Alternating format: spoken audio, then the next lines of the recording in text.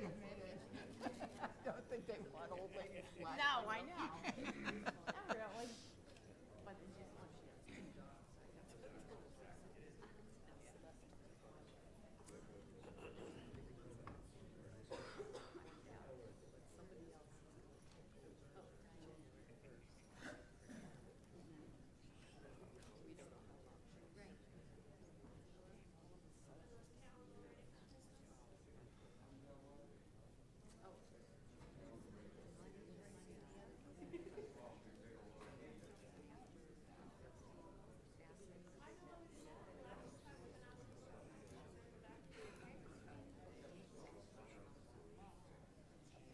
it's just when she has two dogs.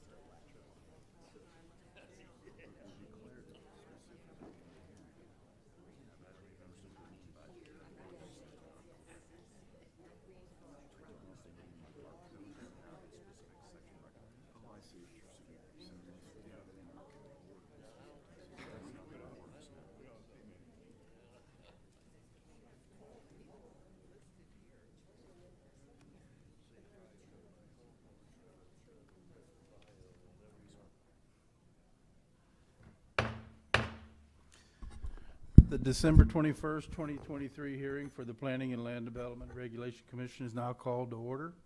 And if I could please have everyone silence any audible devices that you may have. And if I could get you to join me for the Pledge of Allegiance.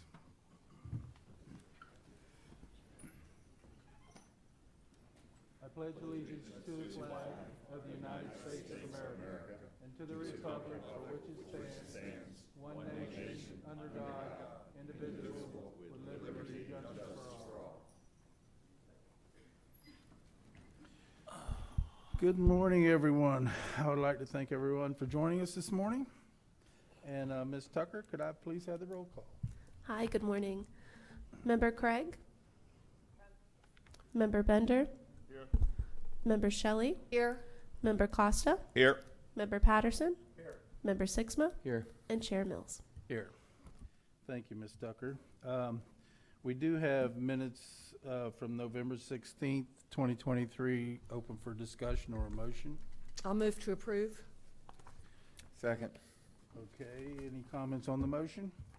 There was one, I should have brought this to their attention beforehand, a typo error. Typo. It's just a typo on page 4 of 16, where it says about effects of the deceased setback. It should be decreased setback, okay? So do you want to modify your? I will modify my motion to include that correction. Still stand second. Okay, I've got a motion to approve the minutes from November 16th, 2023 from Ms. Shelley and a second from Mr. Sixma, with the correction on the spelling there. And all those in favor signify by saying aye. Aye. Any opposed? Motion carries unanimously. Okay.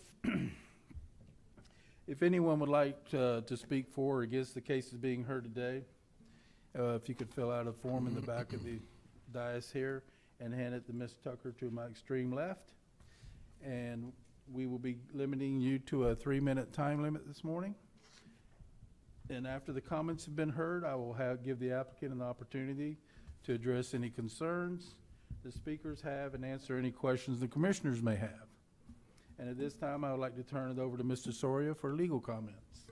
Thank you, Mr. Chair, and this is for members of the public as well as for any applicants, that decisions by this body on special exception cases and cases which rezone real property from one classification to another pursuant to the zoning ordinance are recommendations only to the County Council and do not constitute a final hearing. New evidence may be introduced at the County Council public hearing. Decisions on variances made by this body constitute final action subject to an appeal to the County Council. What this means is that no new evidence may be presented at the time of the County Council public hearing on the appeal. An aggrieved party that appeals such a decision is confined before the record made before this body. Hearings by this body on rezonings, special exceptions, and variances are quasi-judicial in nature, meaning that this body is acting more like a court and must take into account all oral, written, or demonstrative evidence presented. Their decisions on these cases must be based on competent substantial evidence on the record, and competent substantial evidence has been defined as that evidence a reasonable mind would accept to support a conclusion. Thank you, Mr. Chair. Thank you, Mr. Soria. And while we're on legal comments, I'd like to ask the commission to disclose for the record any ex parte communications that have occurred before or during the public hearing at which a vote is to be taken on any quasi-judicial matter. And I'll start with Mr. Craig to my immediate right. Okay, Mr. Bender? Ms. Shelley? None. None. None. None. And I have none. Okay. Do we have any items to be withdrawn or continued, Ms. Smith? No, sir. All righty. And we don't have any unfinished old business, so we're going to move right into our new business. And Ms. Shelley, could I get you to read the first case in, please? Yes, sir. Case number 0-24- case number O-24-003, ordinance 2023-47, moratorium on heavy industrial I-2 zoned parcels. Thank you, Ms. Shelley. Mr. Henderson. Good morning and happy holidays. Clay Irvin, Director of Growth and Resource Management. I apologize. I called you Henderson. No worries. This morning we're here following up on a direction that came from our County Council in November. there's been concern identified with what is allowed by right in our I-2 zoning classification. Included in your packet is a staff report that details why we are in front of you today. Basically, what we are seeing is that the I-2 zoning, which is contained in 72-241, has a variety of lists of permitted and special exception uses. One of those is at the very beginning of the permitted uses. It says any industrial use consistent with specific environmental standards. So therefore, there's not necessarily a specific listing of industrial uses. It's basically open to all industrial uses. This is part of the concern that was identified by our county council. Previously, Senate Bill 250 prevented us from taking any further actions. With the special session that occurred with the legislature of the state of Florida, that provision was no longer applicable to Volusia County. So now we can proceed forward with potential changes to our zoning ordinance. In looking at what we are trying to accomplish, it was identified that additional time was needed for staff to conduct necessary analysis and review circumstances as they apply to the I-2 zoning and how we can better define these uses. It was identified that the pending doctrine or pending ordinance doctrine gives some protection to the council in regards to the time needed to formulate what changes are needed. But it was also identified that a moratorium, which is a proven tool to be used for planning matters, can be utilized in this situation to give staff additional time and to provide certainty as to that time frame. So what you see is that the council agreed to a 9-month moratorium that would be established based on that November date that they directed staff to go forward with it. That would mean that the moratorium would be up in August. This board, acting as a local planning agency, is reviewing this to ensure consistency and with our comprehensive plan and overall with our zoning ordinance as well. Depending on the actions that is taken here by this board and more importantly by our county council, will dictate whether or not the moratorium itself will be put in place. Once this board makes its decision, this is scheduled on for our January 4th and 16th meeting of our county council because this is an administrative enacted ordinance that pertains to the zoning, so therefore 2 readings are required. I've kind of touched on the administrative aspects of it, the justifications of it, and why we're doing it. I do want to point out that we have received today a letter from Gray Robinson, a law firm representing Belvedere, who are authorized agents of the property owner, Florida East Coast Railroad. They've identified concerns that are addressing everything from why we're doing it and how we're doing it. That is included in and shall be included as part of the record that will be forwarded on to the county council. Your staff is here to answer any questions. I know that there is a representative from Gray Robinson who will want to speak on this topic, and Mr. Soria is available to answer the legal aspects. I'll be glad to add any kind of input that may come from a planning function. That is my report, sir. Okay. Mr. Bender, you had a question for Mr. Irvin? In looking at the map and reading over this material, I noticed that a lot of the items that is found in I-2 are also allowed in I-1 under special exception, or items such as that. Was any consideration taken into looking at those as well while you're going through this process to make sure that would, number one, save property owners money from coming down here and finding out, okay, it's in the special exceptions, but we're not going to allow it because of whatever the reasons. I mean, and if you know you're not going to allow it, why make the property owner spend the money in order to come down here and do that? So is there any consideration for looking at I-1 while you're going through this process if it passes? Yes, sir. That's a separate exercise that our county council directed us to do back, I would say, in late October, early November. Started with Council Member Robbins, who asked staff to go through all of the zoning ordinances and not necessarily make changes in regards to the list of uses, per se, but just whether or not they should be allowed by permitted by right, special exception, or even conditional use. So we're working through that automatically right now.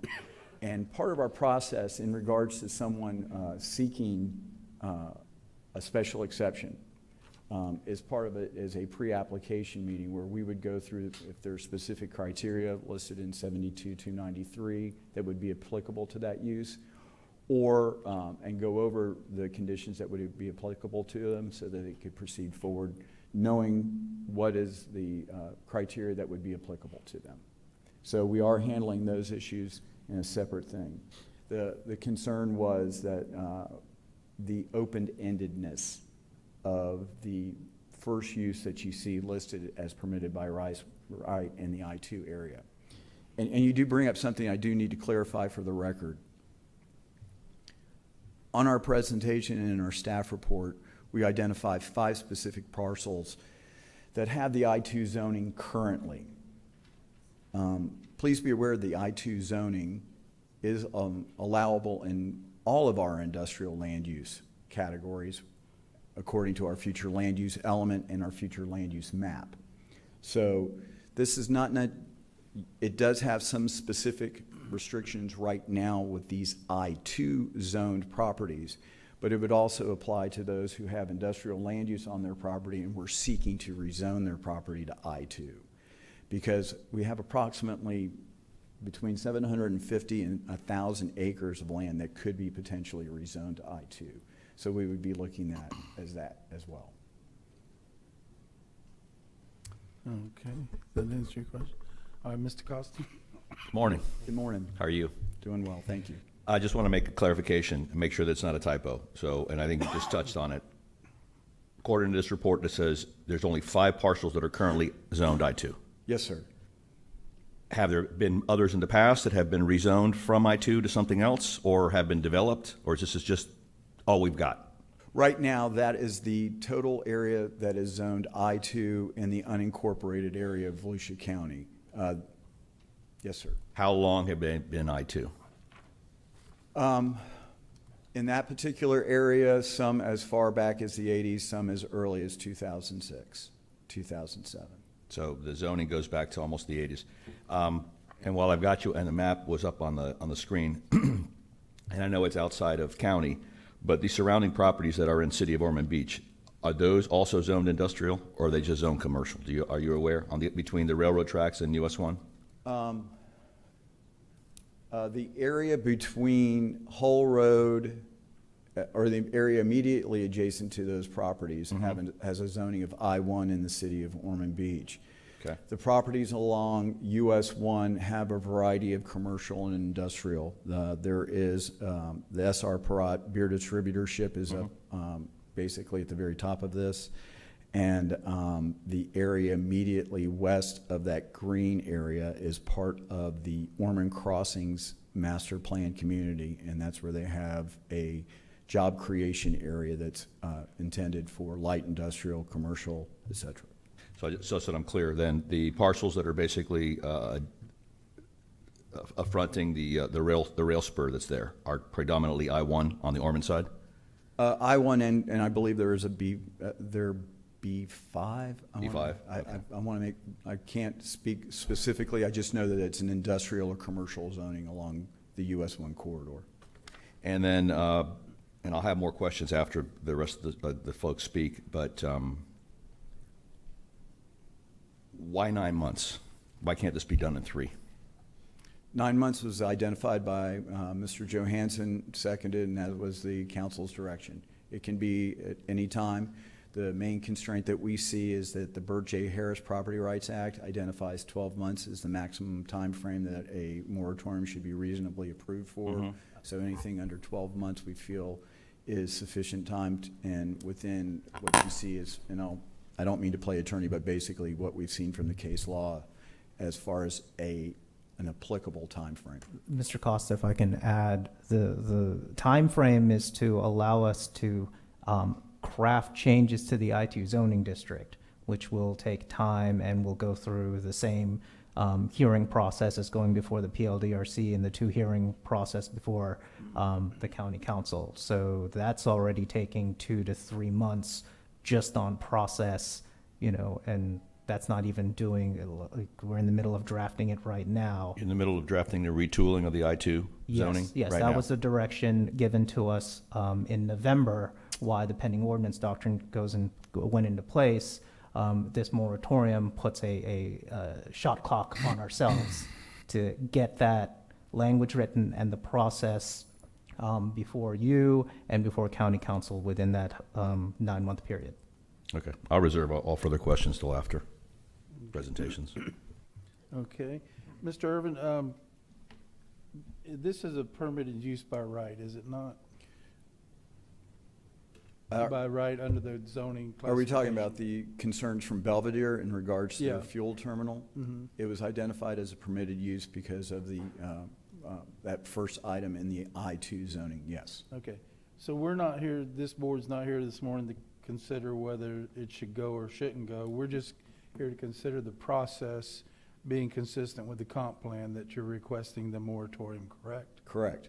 We're Okay. looking at whether, or not, basically, the authority to go forward, review the list of permitted and special exception uses in the I-2. It is not necessarily it is not addressing a particular application or issue at this point.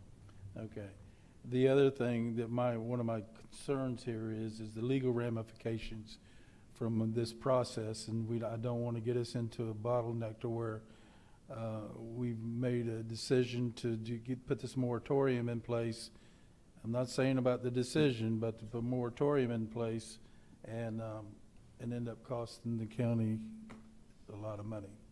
I will defer to the attorney on questions of cost and lawsuits. Yeah. Okay. All right. Okay. Do we have any more questions for staff?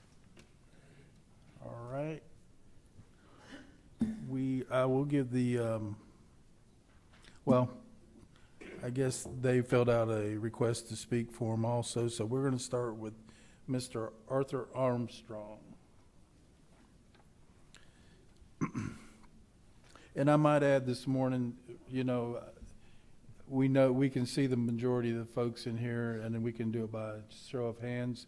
The continuing hashing the same story over and over. We know that's what you're here for. If you have things that you'd like to add, we'd be more than happy to hear it. But to be hearing the same thing over and over again, I think we get a good idea of what's going on here. So, Mr. Armstrong, if I could have you first, please. Good morning. A pleasure to be the first time in front of this board. I hope it's the last, but no pun intended.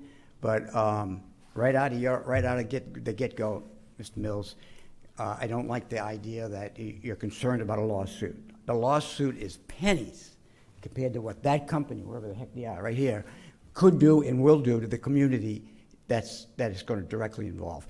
There's many, many people here tonight, today I should say, but they represent thousands and thousands of people from the different subdivisions that are surround. And unfortunately, between Volusia County and Illman, have allowed the residents to move in for a dollar value, for rent, for the tax advantages of that. Now they want to come in and put something. I have been very much involved over the years, past military-wise and as a civilian, and in a position as you, Mr. Mills, up in Massachusetts. I've repeated myself several times this way, but it's true.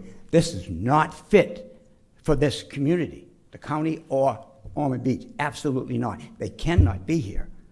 You will lose the value of those homes. We have people that live, 3 little children. I don't want to name where it is. They're about 2,500 feet from where the first tank's going to be. They're living right now. This is baloney. I don't need all the technical baloney and everything else. I could do that, but it's just a waste of time. But the word from this committee has got to be no, and get the lawyers warmed up. Get the money. You want to take a little bit of more money from the taxpayers? It would be well worth it. Well worth it. We need to stop this procedure. I see what goes on Hull Road every day. We had a tanker totally lost the other day. It was filled with jet fuel. Didn't know where to go, so it's going up and down Hull Road, going into where our kids play ball. That's what goes on. We had the other day, the last 2-3 days ago in the evening, we had an asphalt truck come out of Halifax. They're closing their doors. It takes off, the tailgate opens. Where do you think it all went? On Route 1 northbound. Totally messed up traffic. They had to have the police there, of course. I called the police. Also, highway department to clean up the mess from it. That's asphalt. That's a petroleum product. It's also something you don't want spread all over the place. Took them hours and hours to clean that up. If you've ever seen a spill, I don't know if any of you have, probably not. I hope you haven't. But when you see a petroleum spill and it's on fire, the fire department's not coming. They're only going to come and stage a certain point. Then after the staging and the thing burns down, they'll come and do cleanup. But I know places north of here, not in the state, that right now they've had spills back in 1942 during the war. They still are trying to clean them up. They're still pumping water out of the water ways and stuff like that. Today, all these years, they've never been able to clean it up. We've got pollution right there at the location we're talking about, across the street from Route 1. Hudson Tools. Hudson Tools has got a plume that's going in and is actually going into Ormond Lakes, which is a 600-something home community. We don't need it. We need to clean up Hull Road. We need to take care of and some of it's county and some of it is also the Ormond Beach. That has to be done, whether we have this. Trust me, they can't be here. Okay, sir. Any questions for Mr. Armstrong? Mr. Armstrong? Mr. Armstrong? Could you come, Mr. Bender has a question for you. We just need a name and address from this gentleman. Oh, yeah. Could I get your name and address for the record? My name's Arthur Armstrong, 77 Emerald Oaks Lane, and that's in Ormond. Okay. And thank you, sir. And I'll state again, we're here to consider if the process is consistent with the comp plan as far as the moratorium in itself. We're not here to make a judgment on whether it should or shouldn't be there for the moratorium. I appreciate that, but you did make mention that you're kind of concerned about a lawsuit. Trust me, No, I'm concerned we got about enough the money for it. process, sir. Yeah, the process, but I'm not afraid of a lawsuit. Not with them. They're Okay. easy money.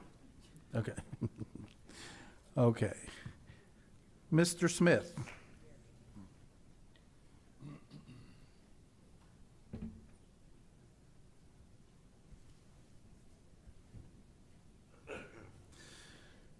Good morning, sir. Could I get your name and address for the record, sir? Good morning. David Smith, 7 Grackle Lane, Ormond Beach. I'm a disabled veteran. I'm in Ormond Lakes, right across the street from this proposed fuel depot. My airport safety concerns, the heavier than already vehicle traffic, motorcycle death there during Biketoberfest, and the prevailing drift just spoken about of a hazardous spill, a known small hazardous spill from Hudson, drifts eastward across Ormond Lakes, the same direction that a spill from the railroad tracks or this fuel farm would come.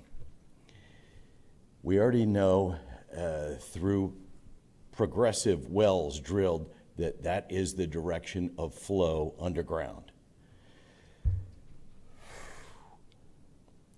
We have a Tomoka River and a basin that would be destroyed by something like this. There's also a situation of a lack of public announcement that, in my view, indicates subterfuge. The public announcement was supposed to be published and distributed to the local neighborhoods. None of us got one. We have not received anything from the newspaper that supposedly published this for a year and a half, 2 years or more. And then suddenly, after this was discovered that it was not disseminated to the public, we got a delivery. This was just this year. So, I'm asking this board to come together and accept and affirm the moratorium. Volusia County residents and the surrounding businesses need to be protected. Thank you.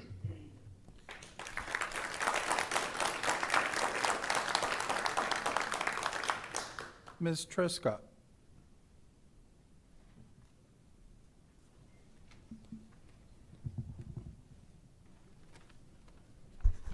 Good morning. Good Could I morning. get your name and address for the record, Sharon please? Trescott, Pineland Trail, Ormond Beach, Florida. Yes, ma'am. I'm really sorry to have to be here and speak as I am, but I'm going to ask you, besides a moratorium, to look into the area that is county out there. It's a small area. We've been there for years. Now we're surrounded by city. I have provided Mr. Sorio many documentations of issues that are happening in the field. The use of the properties against the zoning regulations that are in place now have changed by the people changing them themselves. Problems have happened in the field that have changed the environmental. The drainage is unbelievable. My property is being taken from me by the drainage, little by little. I'm on a city road, and city surrounds me. The county has really neglected this area, I feel. And I'd like to ask you to pull together, and before you consider anything out there permitting, regardless what zoning it's on, look at what has happened in the field. The airport joins mine, and we've uncovered recently that they've removed trees outside of the boundary area that FDOT gave them a grant to do. So they did it within their area, but also outside, which drains and puts more more water into the A14 canal that runs through my property. I've brought this surface to several of the county. I haven't gotten the help from the county that I feel I should. I'm at a loss, and I'm going to present a letter to you all and make it of record. It's FDOT, and they state this is a multi-jurisdictional issue, and they are looking into it with their state consultant. The county needs to join with them, and let's fix what's happened out there and hold ones accountable if necessary. Thank you.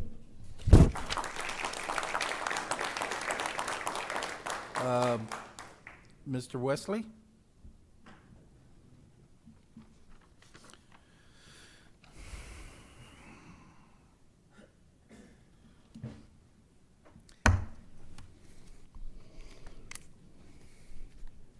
Yes, sir. Could I get your name and address for the record, sir? Say again? Name and address for the record. My name is Larry Wesley. I live at 39 Sandra Circle, New Smyrna Beach. All right, sir. Okay. My reason for coming here is I want, Vietnam vet. I led troops over in Da Nang, and I am an NCOIC of the United States Army. Okay, our county chair, reacted to a post, a response from an individual during the meeting that about a 9-month moratorium. The I-2 ordinance review, that they're going to do of the current ordinances apply to, new recommendations by the Planning Commission for 2024. Today, our Planning Commission needs to vote to solve our ordinance problem in 9 months. They want to take 9 months, people. Today, we're not voting to solve an ordinance problem. You will decide if you are going to solve the county council problem. Leadership. Do any of you on the Planning Commission think that the 9-month moratorium may be an attempt by our county council to get taxpayer assistance for their election? Free press coverage. Okay, free press coverage. That'd be great. Twitter coverage, Facebook coverage for the election that's coming up in November. A few of them, seats are coming up. It is not strange to the Planning Commission that the moratorium will end on November, December if they pass it January. Okay. So this moratorium will go all the way through the election ahead of early voting. Free press coverage for our politicians on the city council that are running for election. Think of all that free press coverage at taxpayers' expense to promote themselves for election. It sure is suspicious to my veteran friends at the American Legion, the VVA, Vietnam Veterans Association, the VFW, that they're using this issue that they couldn't resolve, a simple problem, to make a big issue that they need to be reelected. And I've been gaslighted all my life. I've been lied to by everybody for 52 years. This is just another lie, another gaslighting by our county commissioners. And I would hope that you all talk to the commissioners and tell them this is absolutely not appropriate to use our taxpayers' expenses for their election. Pass a bill just so they can get reelected. I guess my time's Thank up, you, sir. right? Yes, sir. Any questions? We don't have any questions. Thank you, sir. It's perfectly clear We hear you that loud you and guys clear. are being gaslighted? We hear- Okay. We hear you loud and clear. Okay, we got a lot of people behind you Thank here, you, so sir. Thank you. Okay, Ms. Payne, is it Panier? I don't want to, Catherine Panier?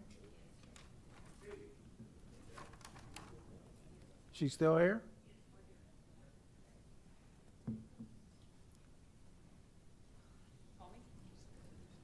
Okay, and then the next going to be up is Suzanne Schieber. Ms. Panier, could I get your name and address for the record? Just one sec. Can I fix my, I gotta fix my thing here. I missed my.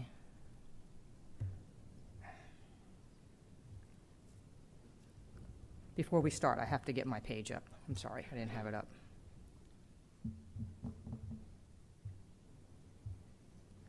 My name is Catherine Pante, City of Daytona Beach. Good morning, PLRDC members. What was the address again? Protected.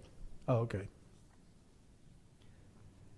Good morning, PLRDC members. Article 2, Duties and Powers of the County, Section 202.2, Security of Citizens' Property Rights states, in part, in order to secure the citizens of Volusia County protection against improper use of public property and abuse of the environment, the county shall have the duty to defend and enforce the following rights, and shall have the power to investigate violations of these rights within the county by civil or criminal legal action where appropriate to prevent abuse of the environment. The county shall prevent the development or use of land or the commission of other acts by persons, partnerships, or corporations which will tend to destroy or have substantially adverse effect on the environment of the county. Such destruction or adverse effects may include any or all of the following: pollution of the air, land, or water by foreign substances, including noxious liquids, gases, or solid waste. Pollution of the air, land, or water by the creation of potentially harmful conditions therein, including the creation of unnecessary injurious heat, noise, or odor. The fuel terminal meets and exceeds all the criteria listed above. It is in our charter that Volusia County government shall, not may, but shall protect our environment. By adhering to the charter, Volusia County can protect the lives of residents from this dangerous project. This project is a danger to all Volusia County residents in various forms, from explosion hazards, fire, train derailments with explosive material, increased tanker traffic, which will inevitably lead to one of us losing someone we love or them being scarred beyond recognition. Let's not leave out increased cancer risk, groundwater contamination, and decreased air quality. In addition, our public safety and area hospitals are in no way near equipped to have the necessary training to handle a catastrophic incident of this magnitude. We have no burn unit in our county, which would add more logistical problems to an already understaffed and underpaid Volusia County EMS. Further, the rest of the county would be without coverage, as all available units would be deployed to the critical incident. We now have an opportunity to remove all heavy industrial zoning from our county to protect our residents and environment from these types of dangerous development. I request and urge this board to protect the residents of our county by removing all heavy industrial zoning to include bulk oil storage and distribution, as well as toxic chemicals from Volusia County. No matter what our current or future land comp plan is, this development is not in line with our county charter. Thank you. Thank you. So, let's hold the applause and the hoot and hollering down to a bare minimum, please. Ms. Schieber.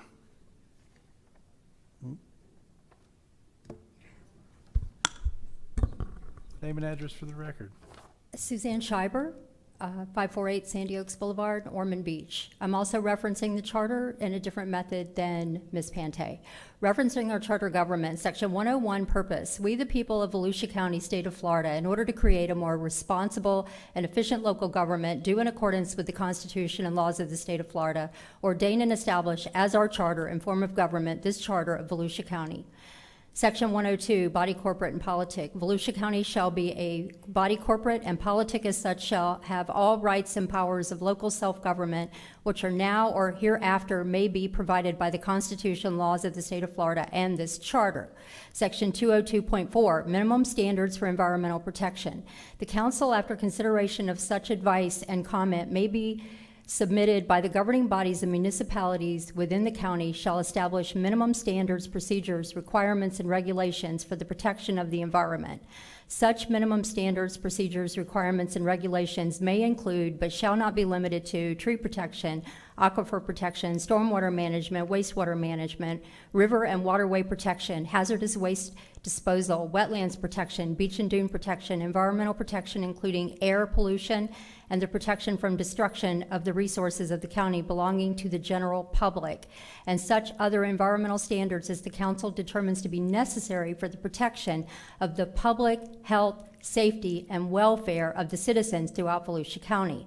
The council shall establish such minimum standards, procedures, requirements, and regulations shall apply within all the unincorporated and incorporated areas of Volusia County. Section 203, division of powers. This charter hereby establishes the separation between the legislative and administrative functions of this government. The establishment and adoption of policy shall be the responsibility of the council, and the execution of that policy shall be the responsibility of the county manager. In perspective, the charter has not worked pertaining to public safety and well-being in many areas of Volusia County.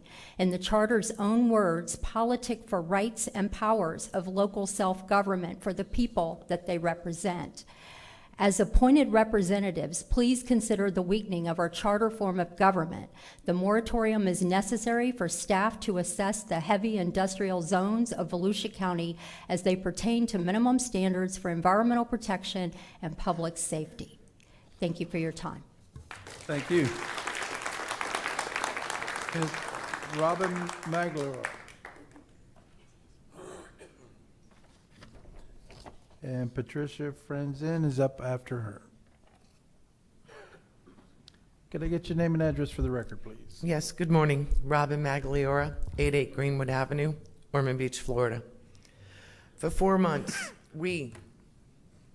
these people here, have attended county and city meetings to contest the bill to Belvedere. We've written emails. We have yard signs in our yards. We have bumper stickers on our vehicles. We are in and out of the news. Grupo Mexico, a Mexican-owned company, owns our FRC Railway. They also own Belvedere Terminals. They are a company with a very dismal safety record. I ask you to look that up at some point. 20 years ago, Hull Road was an area that could accommodate heavy industrial. It's not today. Less than 1 mile from 874 Hull Road is our municipal airport, sports complex, and Bear Creek, a 55-plus community. Thousands of residents live within a 1.5-mile range of 874 Hull Road. Belvedere Terminals facility will be storing 13 million gallons of fuel in 40-foot tanks with room for expansion, per their website. This facility will be a 24/7 operation, 7 days a week. Fuel brought in via rail car, then transferred to the tanks, then offloaded into tanker trucks. 160-plus tanker trucks a day, 7 days a week, onto US 1 from Hull Road. Belvedere Terminals' disregard for the citizens of Ormond Beach, and their safety speaks volumes about this company. There are 5 other parcels of land on Hull Road, zoned heavy industrial, totaling 74 acres, some with wetlands on them. You have been appointed by the County Council. They are our voices. It's your responsibility to ensure that the residents of Volusia County live, work, and play in safe communities. We are here today to request that you approve the 9-month moratorium. We are here today, we the people, to ask that the heavy industrial, non-developed land at this time on Hull Road is removed, that the heavy industrial zoning is removed to ensure the safety and well-being of all Ormond Beach residents and our environment. Thank you. Thank you. Franzia? And then after her is Raymond Franzia. Could I get your name and address for the record, please? Good morning. My name is Patricia Franzum. I'm at 31 Gentle Bend Path in Ormond Beach, which is Bear Creek Village, located a quarter of a mile away from 874 Hull Road. Now that the governor has taken Volusia County off of SB 250, I request that you remove heavy industrial zoning not only from 874 Hull Road, but from other areas of Volusia County as well. Too many communities have land near them that is zoned as heavy industrial. If you remove heavy industrial zones from Volusia County, you will be protecting families, seniors, businesses, and the environment. Remove heavy industrial zones and use these properties to protect trees, wetlands, and animals, create walking trails, or just leave the land alone and let us all be surrounded by the wonderful gift of nature. If you remove heavy industrial zones from Volusia County, you will be making a positive change for all of the people you serve. Keep us safe, keep us healthy, remove heavy industrial zoning from 874 Hull Road and other communities of Volusia County. Please support the 9-month moratorium. Thank you very much for your time. Thank you. Mr. Raymond Franzen. And up next is Nance Kinsler. Raymond Franzen, 31 Gentle Bath, Ormond Beach. We fully support the moratorium, and for a number of reasons. One really particular one is, it's one thing to say 160 trucks an hour, a day.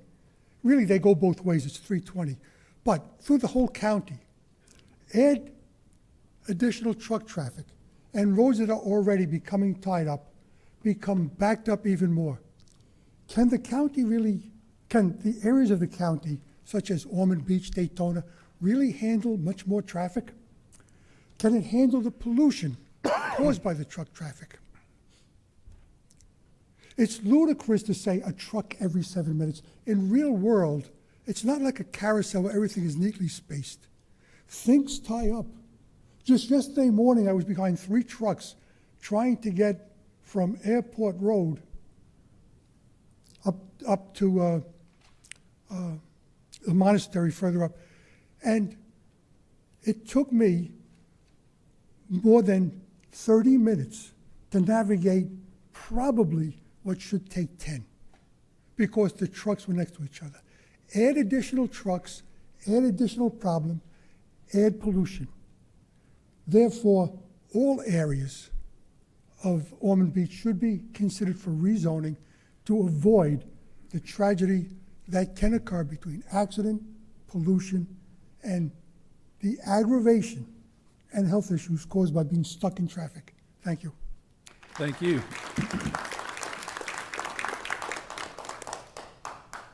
Mr. Kinsler, could I get your name and address for the record, sir? Yes, good morning. And after that is Mr. Armstrong. Vince Kinsler, 16 Jolin Drive, Ormond Beach. I know that your purpose here today is just to consider the 9-month moratorium. I'd like to lay to rest, Mr. Mills, any concern you might have regarding voting for the moratorium on some legal concern. I don't think you have to be concerned there, not from the taxpayers for certain. So please, go for the moratorium. Let's get the thing on cruise control and then see where it goes. Don't worry about the lawsuit.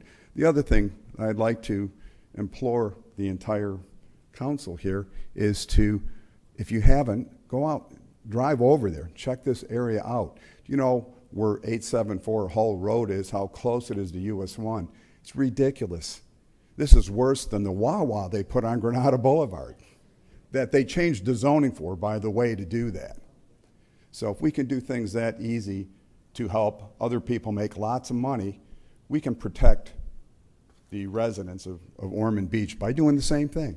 Thank you for your time. God bless you. Thank you. Mr. Armstrong? Mr. Mills, I spoke already. You want me to speak again? I'd love to. No, I don't know how you got two. We got two sheets in here, that's all. Okay. And let me clarify one thing, because they keep on going back to, I'm thinking about I'm talking about the process, whether if we have legal ramifications on the process of doing the moratorium. That's the only thing I'm saying. I'm not saying I'm for or against the implementation of these fuel tanks. I'm just saying the process, that's all. Okay, Mr. Ken Sipes.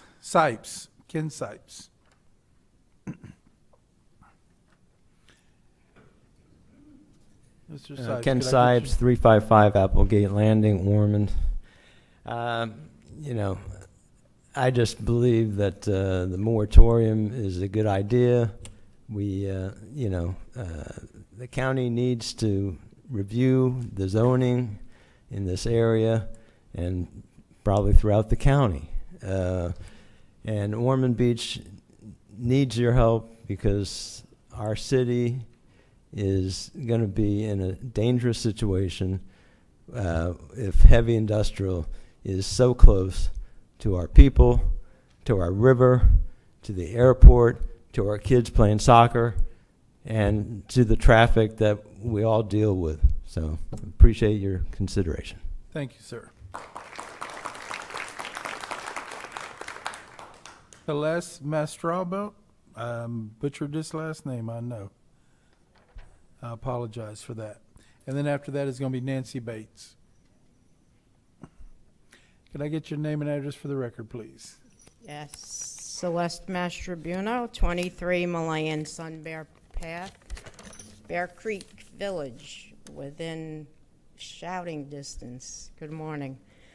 I live in Bear Creek Village and have been an owner since '06, and I've seen much growth in my town. I moved here because I like the small town feel. I have seen it being built up tremendously in recent years, and I understand that part of that is necessary. But I'm afraid it's becoming overcrowded, and I'm not looking for any more industry to move in and make it impossible to have the peace and quiet I am used to. I respectfully ask that you keep the moratorium for heavy industrial permits, and please try to keep the small town feel. Thank you. Thank you. Ms. Bates, Ms. Nancy Bates, and the next up is Karen DeLise. Good morning. My name is Nancy Bates, 1 Indian Bear Path, Ormond Beach. I'm here to ask you to also consider carrying on the moratorium, but for a very practical reason. The map that Belvedere was using and other industrial sites would be using is over 15 years old, as you found out in the 80s and in 2006. The area around the 75 acres on Hall Road has built itself up over time. And well, maybe 15 years ago or back in the 80s, that was the edge of Volusia County or Ormond Beach. But it isn't anymore. It's surrounded by people all around it. I think that it's in the best interest of Volusia County to take a step back, look at their old maps, make determinations as to whether or not the industrial sites that are located are appropriate for what we have right now. If we've allowed I mean, for one thing, I find it absolutely ludicrous that 15-year-old maps are being used in any event. I don't know why those are not just automatically updated every 5 years. But I can attest to, since I have been here in 2016, I have seen a lot of change. The sweet little town and county of Volusia County is no more. It has grown by leaps and bounds. It only makes sense to take a step back and to look at the industrials and try to put it in perspective for what we need right now. While I have a vested interest because I live in Bear Creek and I'm 4/10 of a mile from the area we're talking about, I also think it's politically expedient to pay attention to what has happened in the county and what is going to happen. And if all it takes is 9 months to put this in perspective, then by God, give it to us. Thank you very much.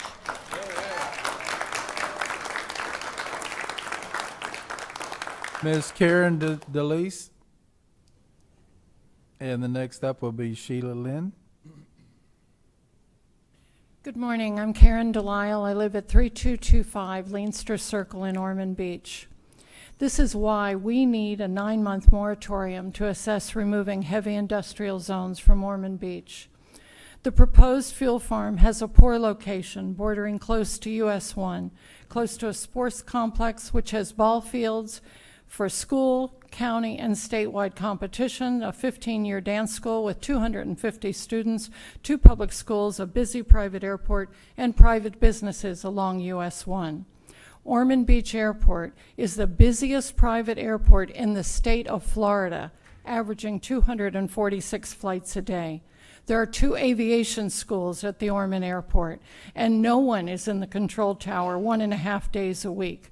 According to private pilot, County Council member Don Dempsey, the most dangerous time in an entire flight is takeoff, and that would put the affected plane directly over this fuel depot. US 1 is the main evacuation route for Volusia County. There is no medical burn unit within 50 miles of Ormond Beach. No fire department in Volusia County is equipped to handle a fuel farm fire. We have a danger in the loss of present wetlands, and it's dangerous to our 2 rivers, the Halifax and the Tomoka. The depot would be close to Bear Creek, a community over 600 manufactured homes for 55+ residents. Some have lived there 25 years and more. They come up to me at my church with tears in their eyes saying, "Karen, what am I going to do?" A lot are widows and widowers. 8,000 people live within 2 miles of the fuel farm. And by the way, we are the lightning capital of the world. The blast zone is 30 to 35 miles, which would adversely affect Volusia and Flagler counties. US 1 and 95 has been designated the most dangerous ramps because, according to truck drivers, they're too short, they're too steep. Yet we're talking about putting 160 tanker trucks a day on the road. This proposed project will endanger our community environmentally and expose our citizens to excessive risk with no benefit to the Volusia County citizens. Given all the reasons presented here, please be judicious. We are people. We live here. This is our home. Your children, maybe your grandchildren live here. Do you want to deal with, gee, maybe we should have given this more time to think about it. 9 months is a short time for the seriousness of this problem. Thank you for your attention. Thank you. Sheila Lynn. And then the next up is going to be Dorena James. Hi. Sheila Lind, Bear Creek Village, Ormond Beach. Do you all see the map that we see in front of you on the screen? If you can look to the right of the purple and see the words Grizzly Bear Path, where the H is, that's my home. Right behind my house is the train. I can see it go by several times a day, right through my backyard. You probably all wondering why we're all here. We're all here because we keep coming to the meetings to ask for this to be stopped. First we were told about it. We went to the city meeting. We get to the city meeting and they went, it's the county's problem. So we come to the county meeting. So the county meeting we have and we discuss it. They put a 9-month moratorium in. Then they say, you all have the power now. So they're kicking the can again. Why 9 months? Because it's going to be 9 months down the road. Maybe we'll all go away. We're not going away. I just retired. I'm living here full time now. I will be here 9 months, 10 months, 11 months, however long it takes. I don't normally write, but I did, so I'm just going to read what I wrote. After the last meeting, where the 9-month moratorium was put into place, just before the Belvedere site plan was submitted and then rejected, it occurred to me that anti-fuel farm people might not be the only people attending these meetings. People that are on the Belvedere payroll are probably attending these meetings also. This is to the Belvedere people. A little while ago, Tim Schwartz, CFO for Belvedere, gave an interview to Fox News and said, and I quote, "It's smaller than people are talking about. It's contained. If you walk down the street, you wouldn't even see it. You wouldn't even know it was there." You know what else you can't see? Benzene, which is found in gasoline, listed first on the EPA's website of toxic air pollutants. You know what else you can't see? Carbon monoxide and radon. Also, nitrogen dioxide, which is formed by vehicle emissions. You know what you can see? A 70-foot long semi-truck hauling 7,000 gallons of fuel down Route 1 onto Hall Road, times, what was it, 7 an hour? You can also see the train crossing Airport Road and Hall Road, cutting off our community from Route 1. How many trains will be added for hauling the fuel? Anyone? Anyone have the answer to that? The CFO's statement, "You won't see it," is just offensive. It does nothing to support his position. You can tell him, we do see. We see him. We see all of you. Please, please do the right thing here. Continue the moratorium, rezone the land. Let's put an end to this. Thank you. Thank you. Dorena James. And the next up would be Brent Hambley. Hello, my name is Dorena James. I live at 4 Malayan Sun Bear Path, Ormond Beach, Florida, and Bear Creek Village. I'm speaking to you just as a Nana and a human, and I'm looking at all your faces, and y'all are getting bored. And I'm really sorry about that. But I'm asking that you pass this to protect all of Volusia County, not just this, the entire county. I'm asking for the citizens and the environment. What was good 20, 30 years ago no longer applies. And look to the future. If y'all have children, grandchildren, think of them. Don't think of us. Be the change. Y'all have an opportunity to be the change. I'm going to quote my favorite song by Michael Jackson, "Man in the Mirror." Because at the end of the day, you all go home, you need to look in the mirror and know that you are the change. I'm going to make a change. For once in my life, it's going to feel real good. I'm going to make a difference. I'm going to make it right. Y'all need to do this. Sorry, I'm shaking. I'm starting with the man in the mirror, and that's every single one of you and the councilman. I'm asking him to change his ways. And no message could be clearer if they want to make the world a better place. Take a look at yourself and know that you made a change. Protect us all. I'm asking you all to be the change. Thank you. Thank you. Mr. Brent Hambley. And then up next will be Billy Dove. Good morning, sir. Get your name and address for the Good record. morning. Brent Hambley, 69 Grizzly Bear Path, Ormond Beach, Florida. 2 points, being on Grizzly Bear Path, probably 200 feet from Hull Road, and I would say maybe 20 other dwellings right on Hull Road. Not too thrilled with that. I just see that not doing the safety study first is kind of like building the ships and then figuring out, once a ship is built, where to put the lifeboats after it's already launched. The safety studies should be done first. In Bear Creek, there's 2 exits, one on Hull Road, which in event of an emergency would probably be unavailable, and a small other exit for 656 dwellings, probably about 1,000 residents.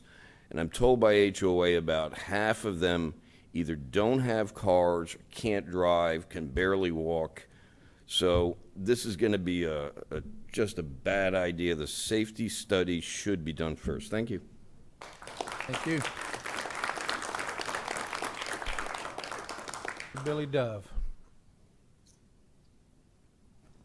And then the next after that is Omar McPherson. Morning. My name is Billy Dove. I'm an attorney with Gray Robinson. We represent Belvedere Terminals.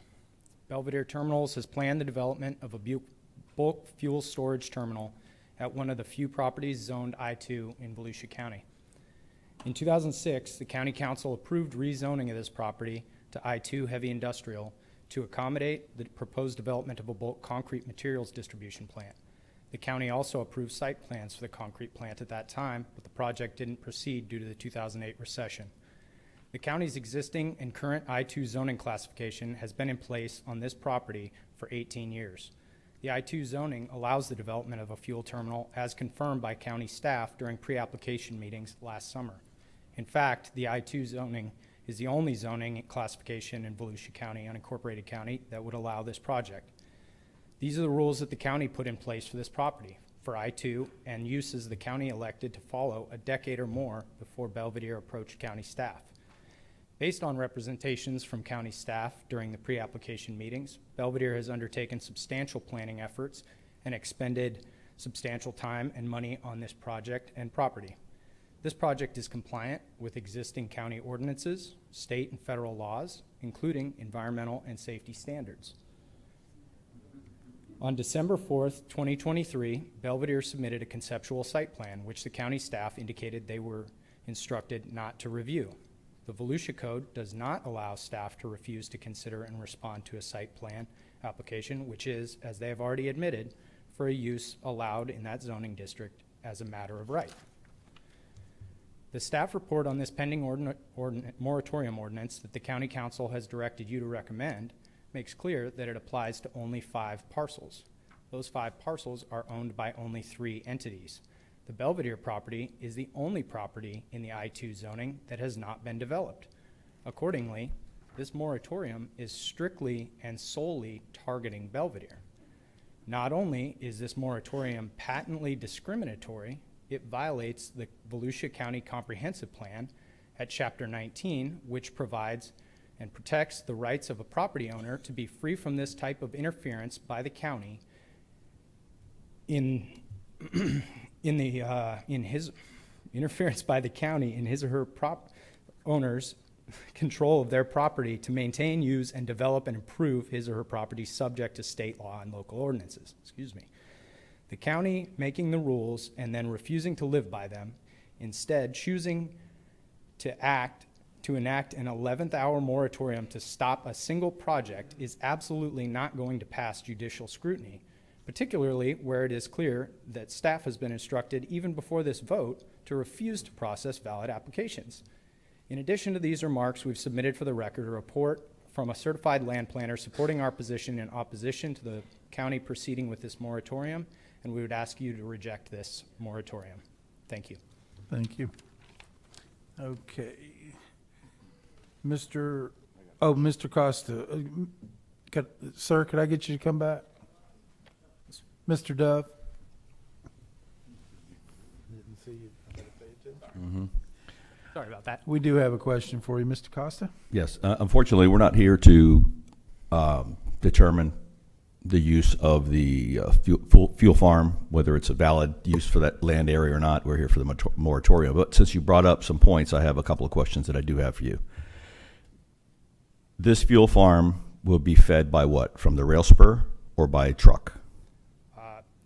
I would refer you to the site plan application for Which we haven't seen because it has not been accepted, so. Well, it is part of the public record that has been submitted to the county, but the understanding is that it's located next to the FEC rail spur and would import product using that railway, which is an essential part of the project. And the fuel from this farm would be going where? It'd be distributed to resellers from there. In Volusia County, in the Tri-County area? It's part of a larger project. There's more details on that, again, within In the site plan, yeah, which we can't see. Well, I'm not you do have it, sir. Right. We've actually, it's part of the documents that we submitted, I referred to in that cover letter. The county has actually published it on the specific website that you all created for the Belvedere Terminals project. So if I understand this right and I'm listening to you correctly, the 9-month moratorium basically puts your site plan on hold until the county determines whether or not the zoning for this, it does in fact allow a fuel farm. In effect, the site plan has been effectively rejected because the county has refused to process it. My understanding of where the county is headed with this is that the moratorium would prohibit any permitting moving forward for this site. I think my last question, I believe, prior to submitting the site plan to the county, was Belvedere required to submit or obtain any other permits from any other entities like DEP, state of Florida, anybody along those lines to go into that site plan? Belvedere has worked with DEP on a minor air permit. I can't go into detail on that. Okay. All right. Thank you. Okay. Thank you, sir. Thank you. Omar McPherson.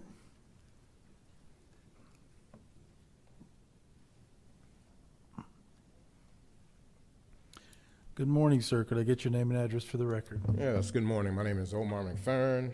My address is 764 Hope Street, Ormond Beach. You guys, I'm sure you guys are tired of hearing the same thing over and over. I'm sure everybody in this audience is probably tired of coming to these meetings. But we're going to be at these meetings until this gets resolved. The reality is this isn't good for any of us. I keep hearing the same thing over and over, just as I'm sure you do, is to protect Volusia County, protect the residents. The other thing I hear is the rights of a property owner. So you're talking about one property owner versus just in the immediate area, thousands of property owners. I just wanted to, I looked up the definition of protect. So, I mean, everybody, I think we all kind of know what it is, but it means to keep safe from harm or injury, or to preserve or guarantee by means of formal or legal measures. The fact that we're here today, we haven't really been protected from this particular situation yet. Now you guys have the opportunity to move forward and protect Volusia County from any adverse effects that this may bring on. We're asking that you please do that. The 9-month moratorium, I'm for it. Let's go ahead and do what we have to do in order to protect Volusia County. Thank you. Thank you. I do not have any other public participation forums. Is there anyone else who'd like to speak to this matter? If you want to come up, and then once we finish talking, if you'll fill out a form and give it to Ms. Tucker to my immediate left. No, to go ahead and speak, and then once you're finished, then you can fill that out and give it to her. Could I get your name and address for the record? Diane Carlson, 5 Indian Bear Path, Bear Creek Village. And I know we're here just for the moratorium. And I urge you greatly to let it go through because of something you said earlier. You're afraid of a lawsuit from Belvedere. Well, the county is supposed to protect our environment, our citizens, our residents. So if this moratorium did not go through and they were allowed to put a fuel farm in, and when something happened, not if, when, because something always happens. You look in any history of any fuel farm, you will have thousands and thousands of lawsuits from our families who said, you didn't protect my mother. You didn't protect my grandparents. You didn't protect the water. If a train gets stopped on the tracks, it goes from airport to Hull. That's cutting off 2 major entryways for us to have to evacuate. And even if we had to evacuate at 4 in the morning, where are you going to put 1,000 residents just from Bear Creek, never mind Ormond Lakes and wherever? In Jacksonville, they had to evacuate people 40-mile radius from a railway leak at 4 in the morning. So where are you all going to come and make sure we get out safely? Worry about lawsuits, but not from Belvedere, from all of these people and thousands more that aren't here. Thank you. Anyone else like to speak? Come forward.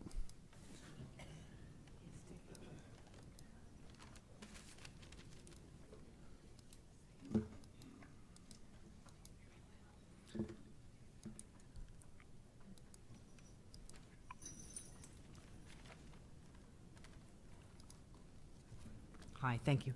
My name is Nikki Maniscalco. I'm at 112 Grizzly Bear Path, Ormond Beach in Bear Creek. And I am asking that you absolutely approve the moratorium because I am a victim of a lightning strike. Lightning hit my Spectrum box on the back of my house. It blew out all the electric in my home. It cost me thousands of dollars, 6 appliances, televisions. I have a neighbor who's also here. My lightning strike on my Spectrum box affected her house, her television, her computer systems, and that was just a box that was this big. So you can imagine my fear every time lightning strikes. I'm retired from Delta Airlines of 40 years. I came down to Ormond Beach to enjoy the beautiful beaches that we have here. I thought I was going to be retired and live happily for the rest of my life, and my house got hit by lightning. It put me in a big financial situation. I think of something like this right around the corner from where we live, and I think to myself, my God, what if something hit over there? Then what are we going to do? Where are we going to get the money to move? What you're asking of all of us is to think so positive that everything is a perfect world, and it's not. Things happen, and we're telling you now, please extend this, look into it, understand that there are problems that are going to come up that you would never think about, like a silly Spectrum box being hit by lightning.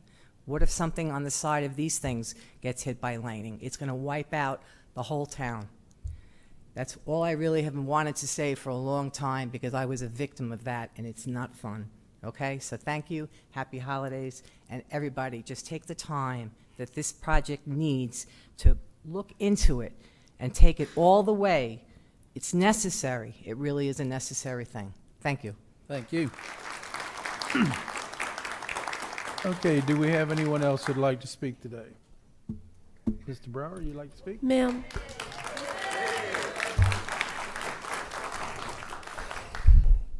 Thank you, Chairman Mills. Name and address for the record, sir. Is that protected? Jeff Brower, DeLeon Springs, Florida, Dawson Brown Road.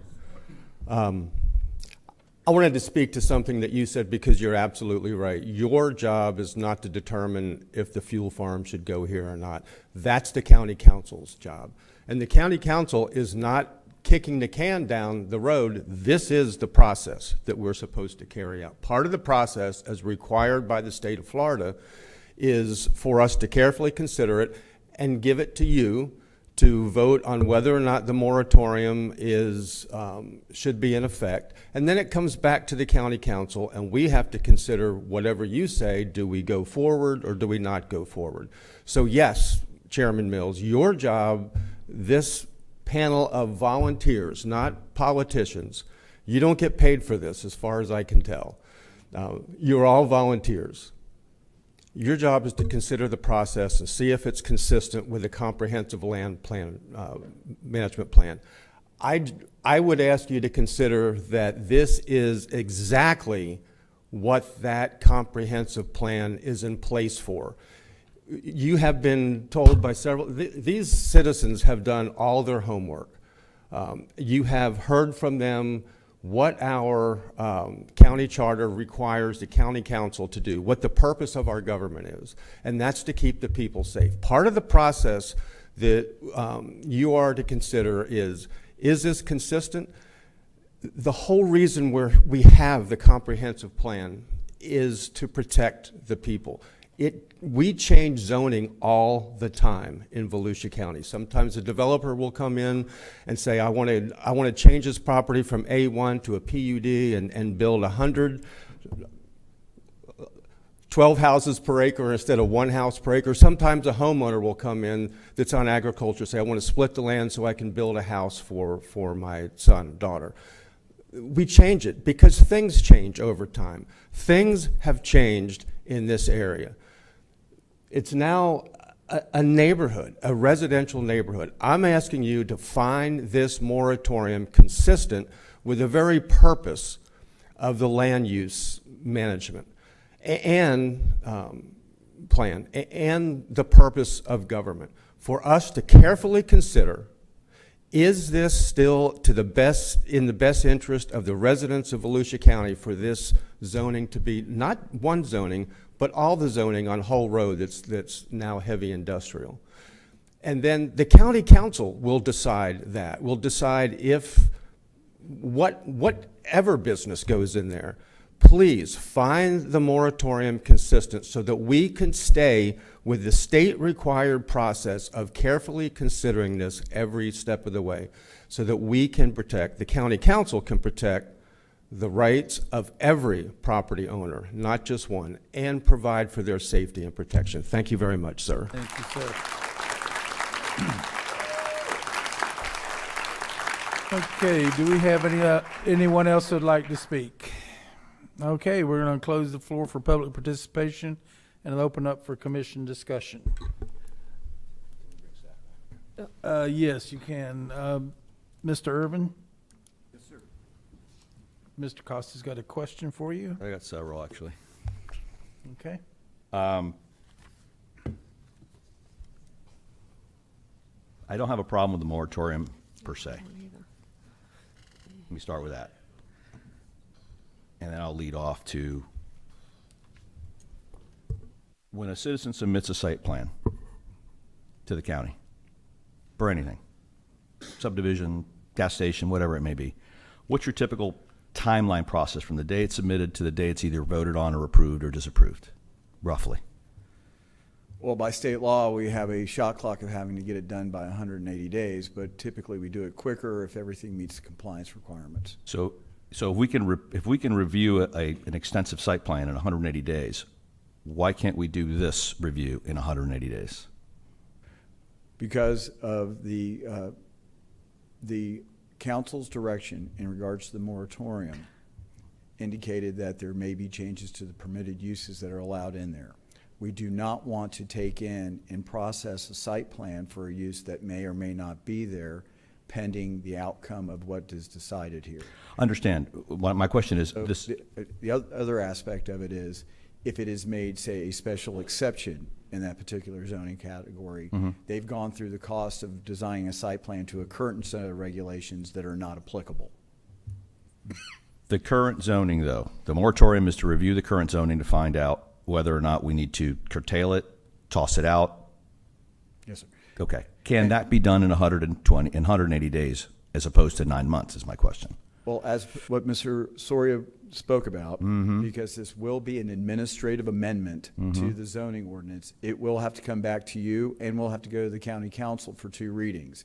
Just that process in and of itself can take anywhere from 45 to 60 days, depending on how quickly we can get the reports done and the notification requirements.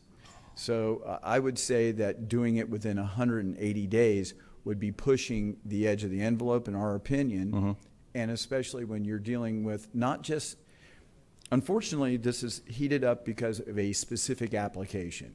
I'm going to get to that in a minute. Regardless of that application, we have a use that's so open-ended that we don't even understand what the ramifications, not just for a particular site here and that particular use. This also applies to 1,000 acres approximately throughout Volusia County that has industrial land use where the I-2 zoning could be applied for there. So beyond that, we have this very broad-based permitted use that we're going to have to start identifying what our appropriate use is by right, special exception, conditional use, and then going through and processing that and looking at it holistically, because this has hit the trigger point because of this one application, but it has ramifications throughout the county. And so we want to make sure we get it right this time. This is one of those situations that we're basically putting these citizens on hold for 9 months. And actually, if you read closer, it's 9 months plus a 3-month extension. So it's a 12-month process before they realize whether or not that this is going in or not going in. There's no guarantee that there's no guarantee that it's not going to go in. That is correct, sir. There's no guarantee on So we the could spend a outcome. year down the road and basically come right back to where we are today, and then we're going to be seeing the site plan for the fuel farm. Is that correct?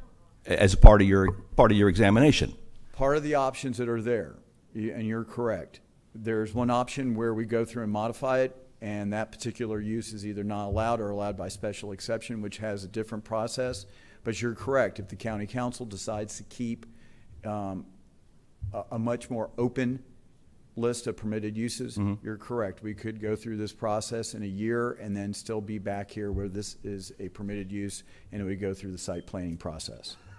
Are you allowed to give your opinion if I ask you an opinion question? No, sir. Okay. All right. So I'll ask it anyway. I'm going to ask it anyways. Well, let me go ahead and clarify. I don't have an opinion. I have the code that I have to abide by. I have the comprehensive plan that I have to abide by. So if Vice this personal opinion does not. If this was all about say, for instance, an air curtain incinerator, would we be here talking about a moratorium? I don't know. Or tire retreading and recapping, which I know produces quite a bit of noxious gases. Would we be here? Again, that would be a decision of the county council because they are the legislative body that makes the policies, not the staff. So we have a zoning classification that says these allowed uses are there. You have a property owner who basically owns a piece of property, has been told by the county, you can do any of these items on here. They go in and submit for a site plan, and all of a sudden the county says, oh, no, wait a second. Let us rethink it for a year, and then we'll come back to you and let you know whether or not you can or can't not do that. Or maybe we'll just change it to make it ag, and guess what? All you can do is put some cows on there. Is that a possibility? Yes, sir. Let me kind of give you my own personal experience. When cell towers were first being proliferated throughout because of the increasing use of cell phones, Ormond Beach, as did many cities and counties throughout the state of Florida, implemented a moratorium because, again, our rules and regulations were not up to speed to deal with some of the changing technology, changing needs, and changing development patterns that were occurring. So there were folks that had met with cities and counties throughout the state of Florida talking about where and how they could place communication towers. Until they had made a formal application and until they had processed it, it was still a policy decision of the elected board as to how to handle that. When you see that staff did not accept the site plan, it was because we received policy direction from the elected officials of Volusia County saying that we need to rethink how we're handling our rules and regulations, so therefore put a pause on anything associated with it. That is why it's here. It's not necessarily because staff believes it's a good or bad use of the property. The elected officials who guide Volusia County told their staff that we need to take time, and that's what we're asking you to make a decision on today. This particular zoning falls under the guides of the Live Local Act, correct? This would be a candidate for the Live Local Act, Yes, sir. which by my estimation could produce somewhere in the neighborhood of 1,500 units, give or take, based on the acreage. Max, I think our max code is 20 18. units an acre. No, 30. 30? 30 based on the Sunrail TOD I'm area. 75, so we're looking at potentially 24 to 2,500 homes. Yes, Could sir. potentially also go here. Yes, sir. So that addresses the traffic issue, obviously. So there's a litany of things that could go here if you left it as I. Or you reduce the I2 to a lesser and basically single out individual industries that you're saying, no, those cannot go. Those will not be allowed except by special exception. And that's part of this moratorium. That's part of the study you guys are planning on doing? Yes, sir. All right, so I'll ask again, can you do this in 180 days? From the staff review and processing of what could be done could be accomplished in 180 to 240 days. But then that's taking from what we've done, processing it through our legal staff, then going through the advertisement. That's why you see that 9 months is the time frame identified specifically by the council to give adequate time for advertising and processing. I understand that. And here's my problem with the 9 months. The 9 months definitely makes this a political football. And I want the current council to make a decision on this term, not using it as a tool moving forward. They should be able to address this between now and November. That's why I'm saying, can you do this can you do it in 6 months as opposed to 9 months? Can I clarify something real quick? Sure. If the moratorium is approved as it's presented, that means whatever changes to the zoning regulations have to be completed by August 20th or 21st. Yes, the 9 months starts in November because we're dating it back. It doesn't start in January, so we would need to have something. But you have a 3 month extension as well. Yes, so just in technically we're still 12. I'm looking at 12 months because you know you're going to pull the 3 month extension. It always happens. Nobody ever does not use it. The pulling of the 3 month extension would be the decision of the county council based on whether or not staff can provide them with the recommendations. I can tell you this much from a staff perspective. We understand the importance of this. We understand the crucial element of time. We are, as Mr. Soria pointed out, working on making sure we are doing the analysis and being able to present it in a timely fashion so that it will be completed in advance of August 20th. Yeah, your job is going to be, you're going to have a tremendous job, and I know you guys are already understaffed to begin with, so you're going to be working your staff double duty. I have an issue with the 9 month time frame. I don't have an issue with the moratorium in general, but the pause I think is great. I think the timeline is just too long for both the citizens that are involved as well as the property owners that are involved. It's just too long for me to be able to give it 100% on my support. But I might remind you that the statute allows up to 12 months. Is that not correct, Mr. Irvin? I can speak to that. Yeah, so we're looking at it in terms of the Burt-Harris Act. So the Burt-Harris Act has basically it defines what's called an inordinate burden, and it says that temporary impacts that last no more than 12 months are not generally considered an inordinate burden. So, but once you pass that 12-month threshold, you better have a very good reason why you are holding up this a property from developing. So we've given the county council has provided us a 9 month kind of time frame with an additional 3 month buffer so that we are consistent with the Burt-Harris Act. Okay. Ms. Craig, you had a question? I was just wondering about this 9 month thing as well. It seems to me that this could potentially be done in less than 9 months, and if in fact that were to happen, it could be ended at that point, and then the process could continue. Is that correct? Well, to help you out, and I see where the PLDRC is coming from. Backing up from a time frame, assuming that our council meetings are still the first and third Tuesdays of each month, we would basically have to have this completed by the first week of August. So that means the council would have to be acting on the ordinance by then. There's advertising requirements, there's notices from that. So that means the absolute earliest next meeting it could go to would be the second meeting in July. I can tell you right now that typically the meetings in July, because of 4th of July holidays, we usually wind up with one meeting at that time frame. So that gives us, that is the absolute latest. That means it would have to come to you maybe June, most likely May, because we would want to have any kind of time frame between it going to the council to incorporate your changes or questions that may be there. So that means we have basically 5 months at this point to go through, draft, analyze, and provide that information. I can tell you this much, if we get it done earlier, obviously we will be presenting it to them, because as soon as we can get it forward to present to you and to the county council, we will. And it is a transparent process. Whatever changes we believe as a staff from a technical review will be available for public comment prior to. And again, as someone who's gone through this now since 1989, I can tell you this much: we're going to build in that factor, because we know that what we send to you will not be perfect. It will not be the one that this council, this PLDRC, or these folks behind me, or the property owners may agree to. So it's going to be a lengthy process through the public hearing.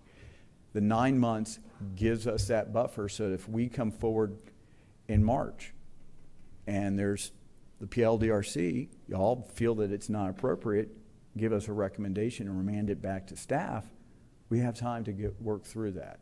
So again, that just, from our perspective, if we could target March, that would be great. We just got to make sure that we're giving ourselves, and I can't speak to why 9 months was the decision from the county council. I can tell you that the minutes will reflect that Mr. Johansson did not want it to go until November, because he was counting 1 year from November, and he felt that if he could pull it back so that it was completed by August, that it would be done quickly, effectively, and under the determination of the sitting council. Thank you. Okay. Ms. Shelley, you had a question? I was just ready to make a motion. Oh, okay. When that's ready. Mr. Bender.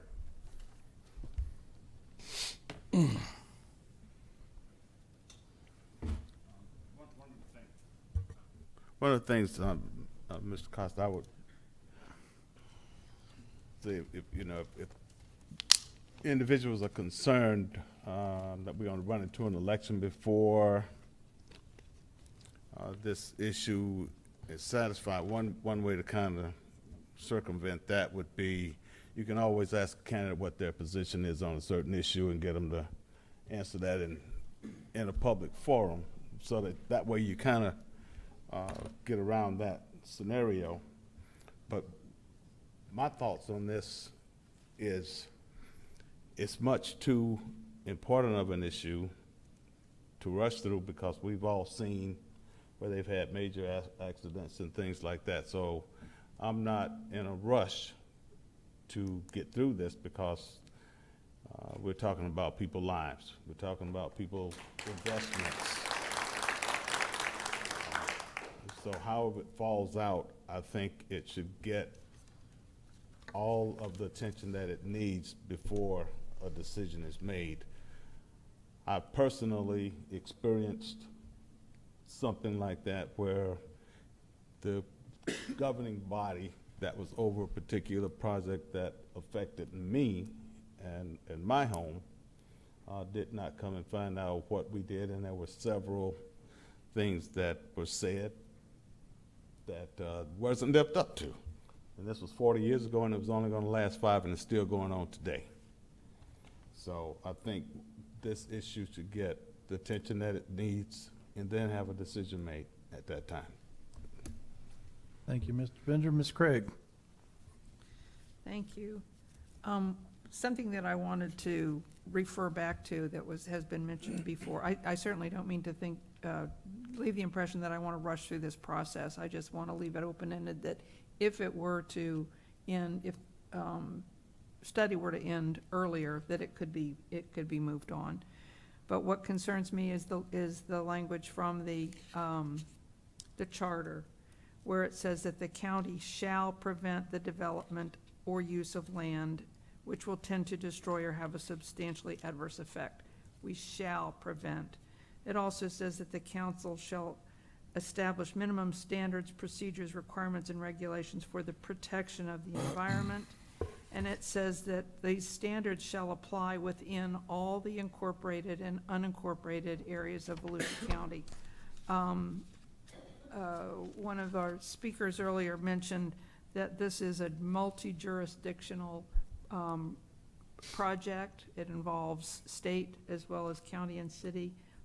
We need to take our time to study it very carefully, and we need to take into consideration the fact that the charter calls for, I believe, for this moratorium to go into effect. And personally, I'd like to see that it was permanently shelved in the future. Thank you. Okay, thank you, Ms. Craig. Okay, Ms. Shelley, if you would like to make a motion, I'll be more than happy to listen. Yes, sir. I'm more than happy to make a motion. I move that we forward ordinance 2023-47 to the county council with a recommendation of approval to review the implementation of the I-2 heavy industrial zoning classification for a period of 9 months with an optional 3-month extension. Second. Love it. Who seconded that? I agree. Mr. Patterson? It doesn't matter. On the second. I was looking this way. I don't care. Okay. Okay, I've got a motion on the floor from Ms. Shelley to forward ordinance 2023-47 to county council with recommendation of approval to review the implementation of the I-2 heavy industrial zoning classification for a period of 9 months with an optional 3-month extension, and a second from Mr. Patterson. Any discussion on the motion? Mr. Costa. I just want to say that no matter how I vote here, is that I agree with the moratorium, but I vehemently disagree with the 9-month plus the 3-month extension.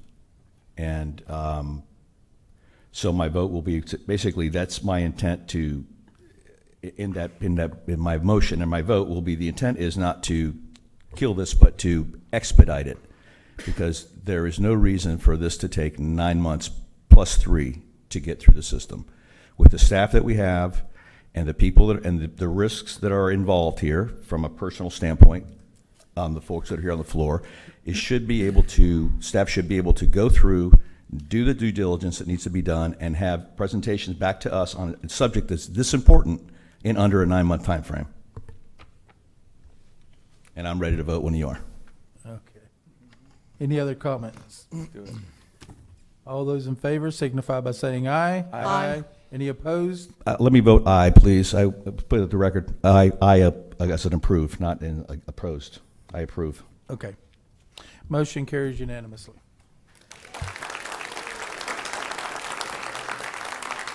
I paused too long. Okay, let's go on to the next case. Ms. Shelley, could I get the next case, please? Thanks, Clive. Okay, where am I here? Let me get my, yes. That was an Okay. hour. Should we let them kind of move It's out quietly? the, Yes. the other ordinance. Case number, if y'all could move out quietly, please. Thank you. Case number 024-001, 024, excuse me.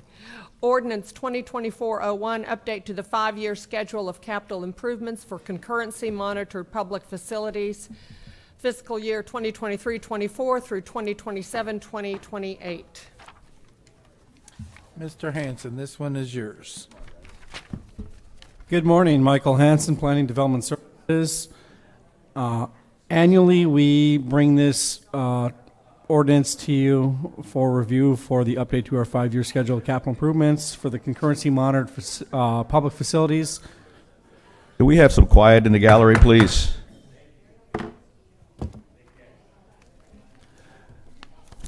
The state mandates that we have 4 areas of concurrency monitored facilities. However, Volusia County chooses to monitor 3 additional optional ones. The state mandated areas of concurrency review are solid waste, stormwater, sanitary sewer, and potable water facilities. The additional concurrency elements that the county chooses to monitor are transportation, parks, and schools. In review of this ordinance, the update is based off the already approved budget that was approved by County Council earlier this fall. We are meeting concurrency in all of the state required and mandated concurrency elements. We're meeting in parks, transportation. The schools is ran through third party through the Volusia County School Districts. They currently have a high school and a couple elementaries that are exceeding their fish capacity. However, we've met independently with the school board's planning team, and they are working on implementing strategies to reduce their capacity issues at this time. I'm available for any questions the PLDRC may have.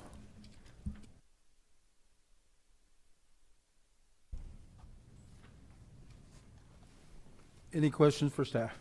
Not hearing none. We need discussion on the ordinance here. I think we're all drawn out from that last one. So. Any comments on the ordinance? I'll be glad to make a motion. Okay. I move that we forward to the county council with the recommendation to approve ordinance 2024-01.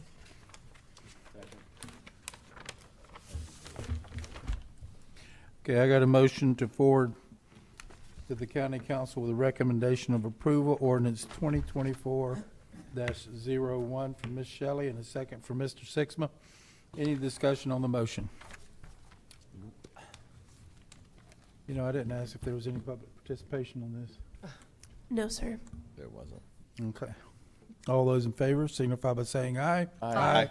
Any opposed? Motion carries unanimously. Can I get the next case, Ms. Shelley? Yes, sir. Case number V-24-003, variances to the minimum yard requirement on transitional agricultural A3 zoned properties. Ms. Ray, this one is yours. Good morning, Kristen Ray, Planning and Development Services. The applicant is seeking variances for an existing mobile home to allow him to apply for an after-the-fact building permit. Variance 1 is to reduce the north side yard from 25 feet to 10.7 feet. And variance 2 is to reduce the south side yard from 25 feet to 17.3 feet. The property is a legal non-conforming lot. Staff's recommendation is for denial. Should the PLDRC find that the applicant has provided competent substantial evidence, 3 conditions have been provided for consideration. I do also want to note that in your staff report package, there were 2 letters of support, one from the adjacent neighbor to the north and one from the adjacent neighbor to the south. I'm available for questions. Thank you, Ms. Ray. Any questions for the staff? Is the applicant present? Would you like to come forward, sir?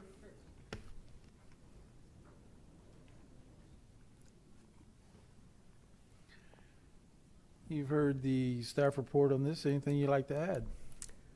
I think everything is. Let me get you. I'm sorry. Let me get your name and address for the record. Okay, James Crunkleton, 2160 Millrose Drive, New Smyrna Beach, Florida. Okay. You've heard the staff report. Anything you'd like to add to that? You know, everything is pretty well laid out in there. The way that the mobile home currently sits on this property, it can be turned, as mentioned in the case report.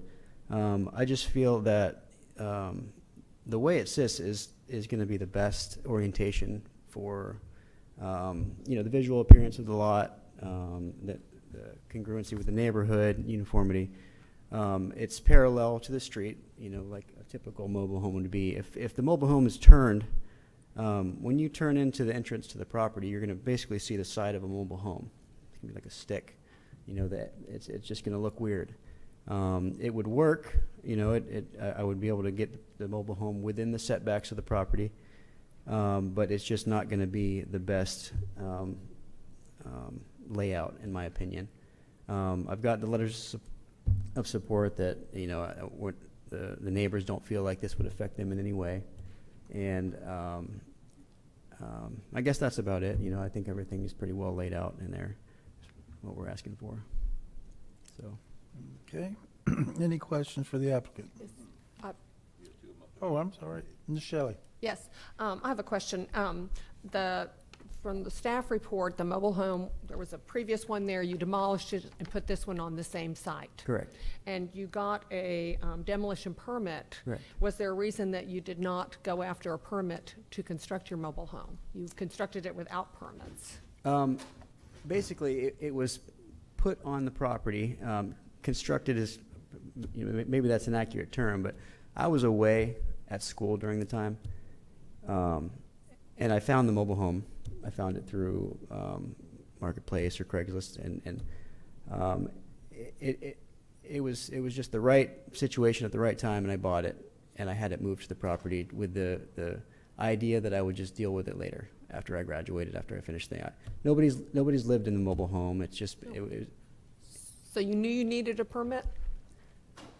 And just decide, okay, well, that's fine. No, I'm I knew just eventually wondering. I would need a permit. I've never actually owned and done this with a mobile home before, so I knew that at some point I would have to get a permit. Okay. Essentially, the idea was that just get it there.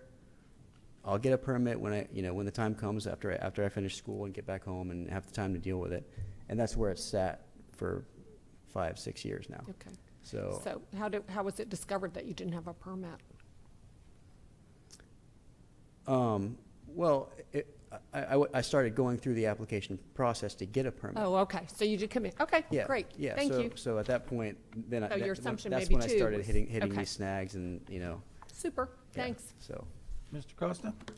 Well, that's kind of the question I've got is why the heck are you here? I mean, did you apply for a permit yourself after the fact without anybody telling you you need to apply for a permit? Well, I was quickly shut down when I went to apply for a permit. Okay, a permit for the mobile home, Correct.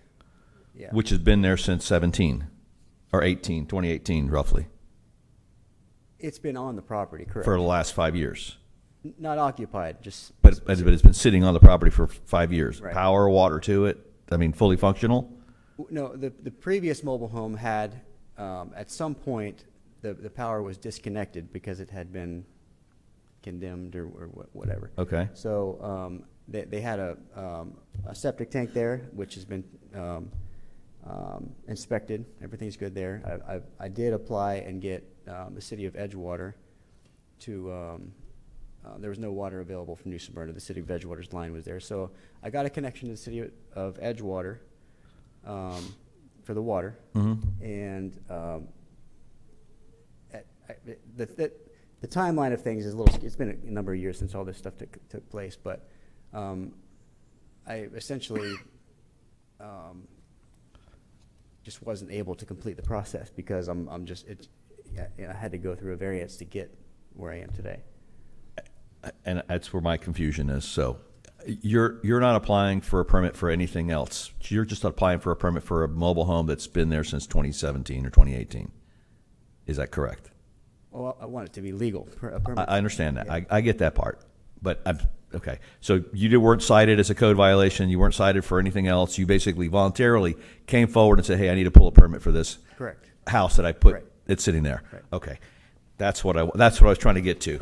Yeah. Thank you. No, I did pull a permit for the original demolition of the No. old I got that. I got that. I just wanted to see what brought you here. Typically, when we see these, it's that they were turned in for a violation, and so in other words, they weren't doing it because they were trying to do the right thing. They were doing it because their hands was forced. In your particular case, you physically came forward and said, "Hey, I need to legitimize Right. this mobile home on my property." Which Yeah. is in your favor, you weren't reported. Yeah, That's you all weren't we were trying you to- weren't required to do it. The goal was never to just use it unpermitted.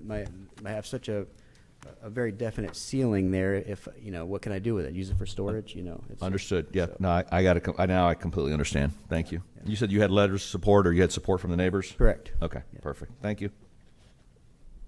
Okay, any other questions for the applicant? Okay, do we have any public participation points for this case?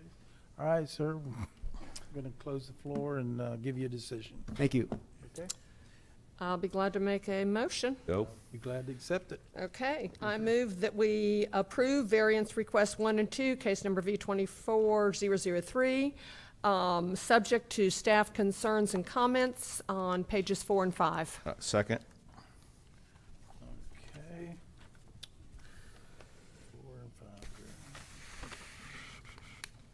here. Okay, I've got a motion to approve variances 1 and 2 for variance V24003 from Ms. Shelley and a second from Mr. Costa with the staff recommendations on 1 through 3.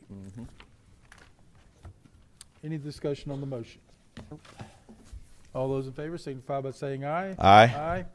Any opposed? Motion carries unanimously. Ms. Shelley, could I get the next case, please? Yes, sir. Case number V-24-004, variances to the minimum yard requirements on forestry resource FR zoned property. Thank you, Ms. Shelley. Ms. Ray, this one's yours also. Good morning, Kristen Ray again. The applicant is seeking variances to construct a 2,100 square foot metal storage building. Variance 1 is to reduce the west side yard from 50 feet to 20.5 feet. Variance 2 is to reduce the south front yard from 100 feet to 50.5 feet. And variance 3 is to allow the proposed metal storage building to be located within the front yard. The property is located within the Union Camp Agreement, which reduces the allowable density within the FR zoning classification from 1 dwelling unit per 20 acres to 1 dwelling unit per 5 acres. However, all the forestry resource requirements must still be followed. Staff's recommendation is for denial. However, should the PLDRC find that the applicant has provided competent substantial evidence, the following condition has been provided for consideration. That variances 1 through 3 are limited to the size and location of the metal storage building as shown on the variance site plan. I'm available for questions. Thank you, Ms. Ray. Any questions for staff? All right, sir. Are you the applicant? Yes, I am. All right. If you can give me your name and address for the record. I'm David Churchman, 6020 Logger Creek Road, De Leon Springs. Okay. And you, ma'am? I'm his neighbor. I'm right in front of him. Okay. All right. Everybody has 5 acres. So you're Miss Long? Yes. Okay. We'll get to you in a moment. Okay, Mr. Churchman, go ahead.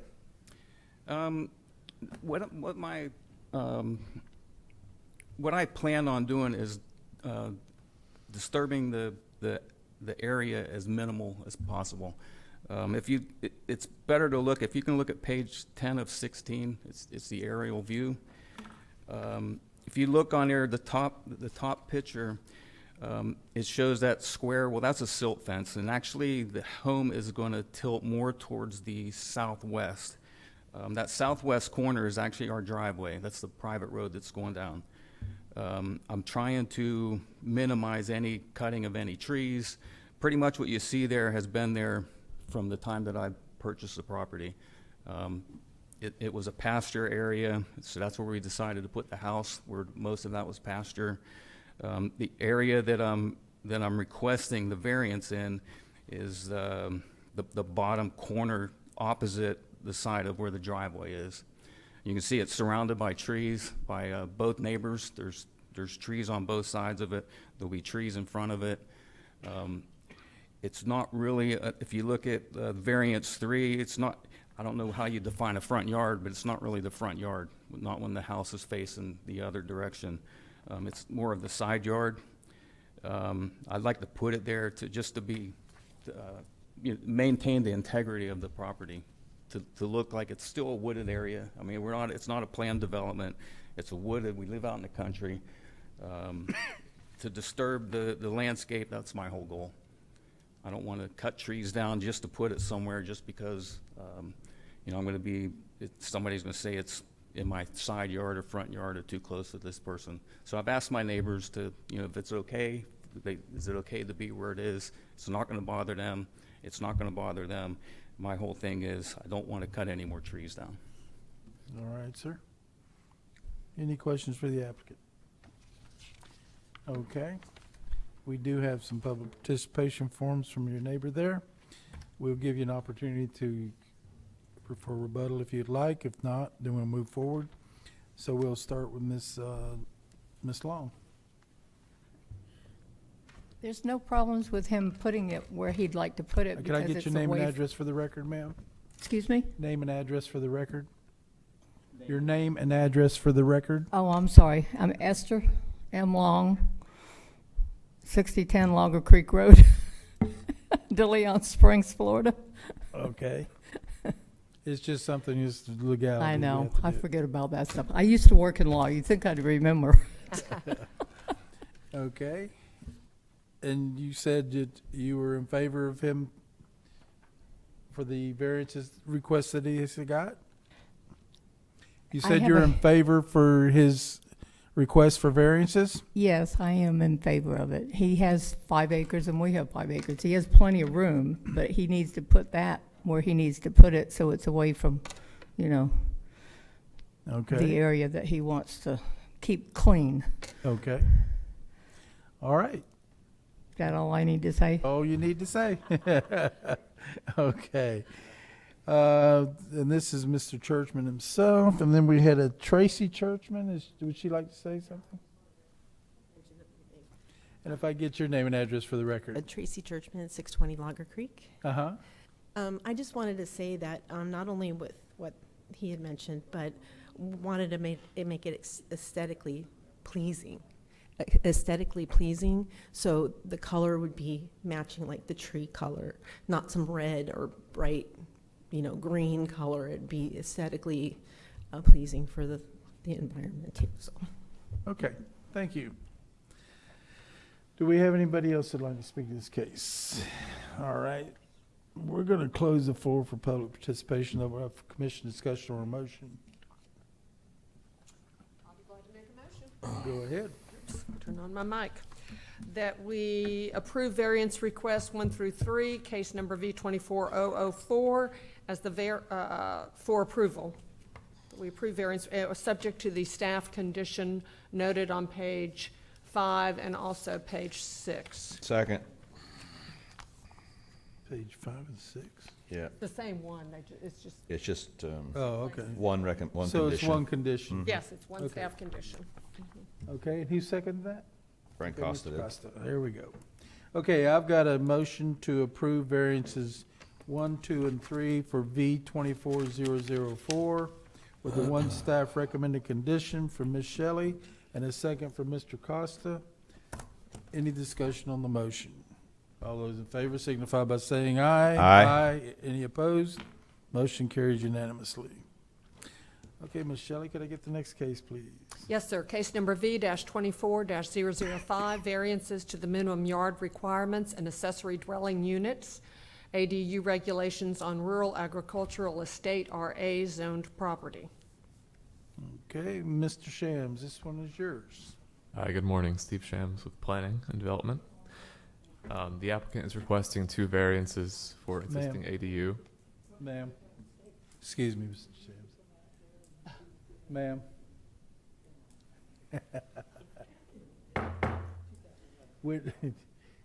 You talk. Go ahead, Mr. Shams. Sorry about that. No, that's fine. Variance 1 is to reduce the east side yard from 25 feet to 5 feet 4 inches. And variance 2 is to allow the ADU to be greater than 50% of the principal structure size. The property is developed with a 2,600 square foot residence, originally built in 1986, an in-ground pool, and a barn that was built without permits. You can see that on the site plan in front of you. The current property owner purchased the site in 2021 and wanted to utilize the barn as livable space. Work was performed on the structure, and they were cited with a code violation in January 2023. In May 2023, the owner applied for an after-the-fact building permit for a conversion of a barn to an ADU. The barn was once 1,000 square feet, but has been significantly expanded. According to the concept plan submitted by the applicant, the first floor's living space is about 1,270 square feet.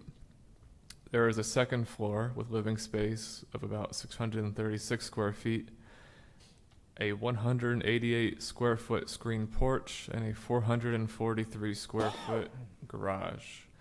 In total, the livable area is 1,906 square feet. For reference, 50% of the principal structure would be approximately 1,314 square feet. A stop work order was placed on the property to halt construction and require permitting. Overall, staff recommends denial on both variances, but should you find evidence to approve, we have included 3 conditions for consideration. And I'm available for comments or questions. Thank you, Mr. Shams. Do we have any questions for the staff? Seeing none. Applicant present. Okay.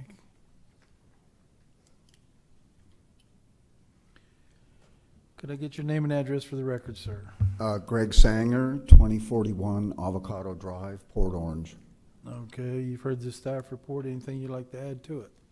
I purchased the house, as he said, in 21 with the intention, I purchased it with my son and my daughter-in-law with the intention of them living in the main house and me converting the barn into a livable space that I would live in through my retirement. Shortly after purchasing the property, we realized that there was damage to the foundation on the barn. I hired a contractor who came in, got the necessary permits, and did the work to repair the foundation. I also, shortly after that, hired a contractor to come in and do put a new roof on that building and on the main building, the main house. He got the permits and did the work.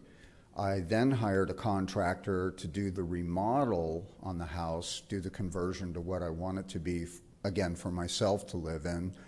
And he told me the same thing that these other contractors told me, that he would secure the permits and move forward.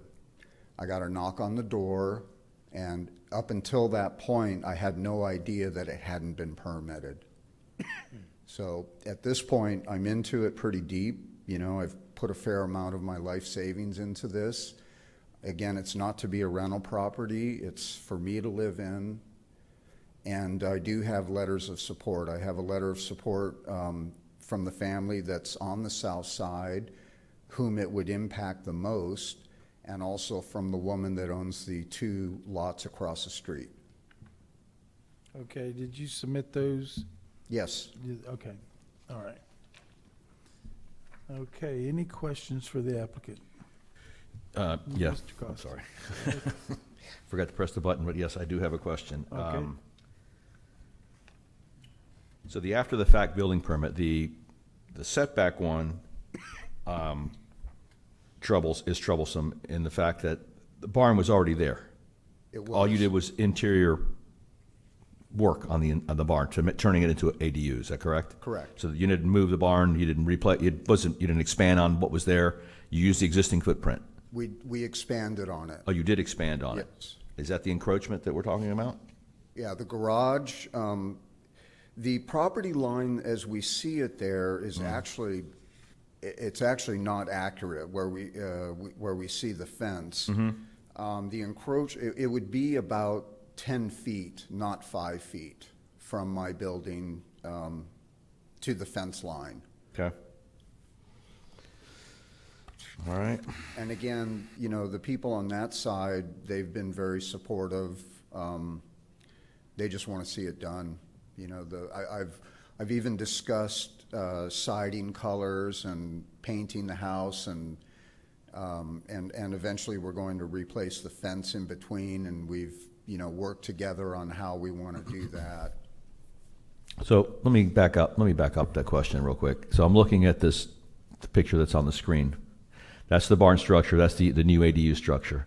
When you say you added on to it towards the top of the page or towards the bottom of the page? Both. Both directions? Yes. Okay. If you can see where there's the screened-in porch, that is basically what the size of the original building was. So I've added to the north, which is the garage, and then to the south to be a bedroom downstairs. Okay. The upstairs was going to be like a guest room and a work area. And this is 1,900 square feet versus the main house being Smaller than that, obviously. No, larger than that. Larger than that? Yeah.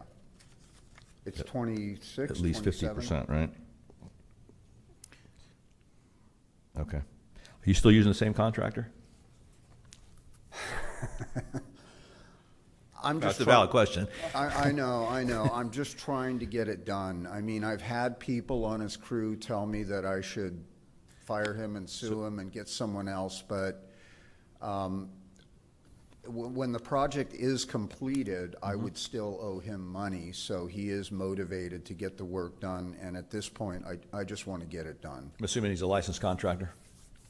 Yes, well, sort of. For It turns out that he himself, the person that owns the company, is not, but he has a foreman that is a licensed contractor, and that's who the permitting has gone through. All right. I know. Okay. That's all the questions I have. Thank you. Okay. Thank you. Do we have any public participation for him? Okay. All right, sir. Thank you so much, and we'll see where it goes. Okay. We're going to close the floor for public participation and open up for commission discussion or motion. I will say this. I'm looking at the future land use on this, and it's residential. And under normal circumstances, if it wasn't rural residential or rural agriculture, as you want to call it, the setback to the side yard would only be 5 feet. So here we go again, penalizing people who live on larger parcels. Yeah, he's on 2.5 acres. I don't have an issue with that. Okay, I'm just addressing the Yeah. 5 feet there. Okay. Any other comments or motion? Oh, before we make the motion, can I ask staff a real quick question? And it's just kind of bring me back up to speed. I may have missed it when I stepped out to the bathroom. So the maximum ADU size is what, 50% of the main dwelling? Correct. For all zonings, all zone properties, or just specific ones? So if the property is larger than 1 acre, it doesn't have the max of 1,200 square feet. It only has the 50% max. So it's larger than 1 acre. You're tapped at 50% for an Yes. ADU, just for the ADU, not the barn structure itself. Yes, just the ADU. Just the ADU. Okay, got it. All right, thank you. And with that, I will make a motion, unless there's any other discussion. Okay, I just was going to clarify that. You mean on residential, it can be larger than the 50%? No, if the Small. property is smaller than 1 acre, it has to be below 1,200 square feet. But if Okay. it's larger than an acre, you remove the 1,200 square foot cap. Got it. Okay. It's 50% of the main house, so you've got a tiny house on 5 acres, you're right back here in front of us again. Yeah. Which I've never understood that, but anyway. Right. Go ahead. All right, I'd like to make a motion on case V-24-005 that we approve variances 1 and 2 with the staff recommended conditions, which I'm sure there are some. There's 3. All 3 staff recommended conditions. Okay, I got a motion on the floor to approve variances 1 and 2 for variance V-24-005 with the 3 staff conditions from Mr. Costa and a second from Mr. Sixman. Any discussion on the motion? All those in favor signify by saying aye. Aye. Any opposed? Motion carries. Good luck, sir. Thank you so much. I don't know the imagine stress that this has caused me. I just want to retire and be with my family. Okay. Ms. Shelley, could I get the next case, please? Yes, sir. Case number V-24-006, variance to reduce minimum yard requirements on urban, single-family residential R4 zoned property. Mr. Shams, this one is yours also. All right, good morning again. The applicant is requesting 2 variances for an existing ADU. Variance 1 is to reduce the east rear yard from 20 feet to 5.5 feet. And variance 2 is to reduce the north side yard from 5 feet to 1.9 feet. That is for an existing accessory structure, not for the ADU. The property is developed with a single-family residence, an above-ground pool, 2 accessory storage structures, and an ADU. The applicant purchased the home in 2020, and the ADU was existing at the time. The parcel was rezoned in 2022 to R4 to permit a subdivision. During the land development review, a code violation was issued because the ADU is unpermitted and does not meet setback requirements. To acquire after-the-fact permits, the proposed variances are necessary. Overall, staff recommends approval of both variances, and I'm available for comment or question. Thank you, Mr. Shams. I don't see any questions for staff, so is the applicant present?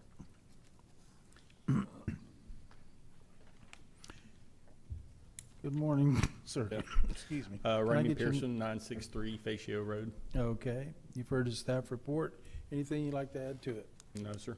Like I say, the building's been there since I bought it, so I didn't know they didn't get a permit for it, so I just Okay. want to make everything right. I work for y'all, so. Okay. Okay. All right. Any questions for the applicant? Okay, let's see if we got any, do we have any public participation? No? All right, sir. I'll be glad to make a motion. We'll have a seat and we'll get this thing over with. Ms. Shelley. I move that we approve variance request 1 and 2, case number V24006, as the variances meet 5 of the 5 criteria for approval. Second. Okay. Do we have any staff conditions on this? Yep, one. Oh, yes, we do on page 5. Okay, do you want to include that? Yes, sir. Second. Okay. I was too enthusiastic. Okay. All right, we got a motion on the floor from Ms. Shelley to approve V24006, variances 1 and 2 with the one staff condition, and a second from Mr. Costa. Any discussion on the motion? All those in favor signify by saying aye. Aye. Any opposed? Motion carries unanimously. Okay, that does it for The year. new business for the year. We do have a proposed meeting scheduled, and I'm assuming this is the last Thursday of Third Thursday. all the future months. Yes, sir. If I may read these dates into the record, and we'll just need you to vote on them or revise them, please. Okay. January 18th, 2024, February 15th, March 21st, April 18th, May 16th, June 20th, July 18th, August 15th, September 19th, October 17th, November 21st, and December 19th. Okay. Do I have a motion to approve those dates? I'll make a motion that we approve the meeting dates proposed by staff for 2024. Okay, I've got a motion from Mr. Costa to approve the meeting dates proposed by staff, and a second from Mr. Patterson.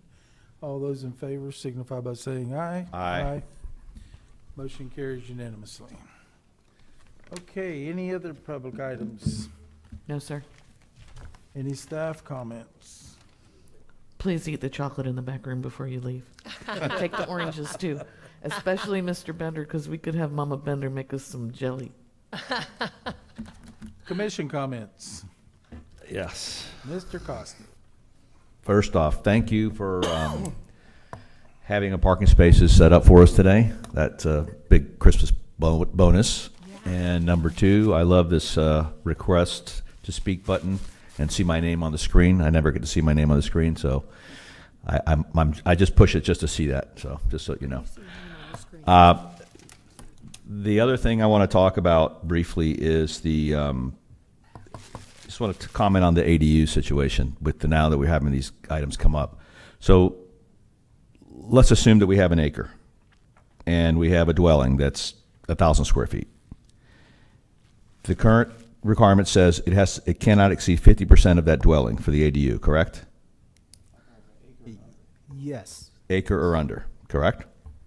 Is it more than an acre? Or More, it's more than, okay, let's say it's 5 acres. Okay. It's a 5 acre with a mobile home on there a mobile home is 800 square foot. And they want to place an ADU. So the ADU can't be larger than 400 square feet? feet. Yes. Right. Now, is there a vehicle in place that, while the construction of the ADU is happening, that they can identify that the mobile home, in fact, is going to be the ADU, and that what they're constructing is going to be the primary residence? We do that frequently, and they go through what you call a change of use to make a new principal structure, and then that becomes the accessory Is that done after the fact or during the permitting process? during the permitting process. Okay, all right. I just want to make sure they had the opportunity to basically do the swap over. Okay. That's all I have on that one. And good luck on your quest to complete 9 months of a There's going to of be a moratorium and review. So if you need any help, give me a call. I'll be more than happy to come on in and Do you have any help you shuffle through some paperwork. Have any industrial uses you can identify? We've got a long list. I'd be happy to tell you which ones should be allowed. How's that? Okay. Let me get you off this cue. Yep. I'm done. All right. Any other commission comments? I'd like to wish everybody a Merry Christmas and a Happy New Year. And hopefully we all get through the holidays and see you in January. Mm-hmm. Okay. Any press and citizen comments? This meeting is adjourned.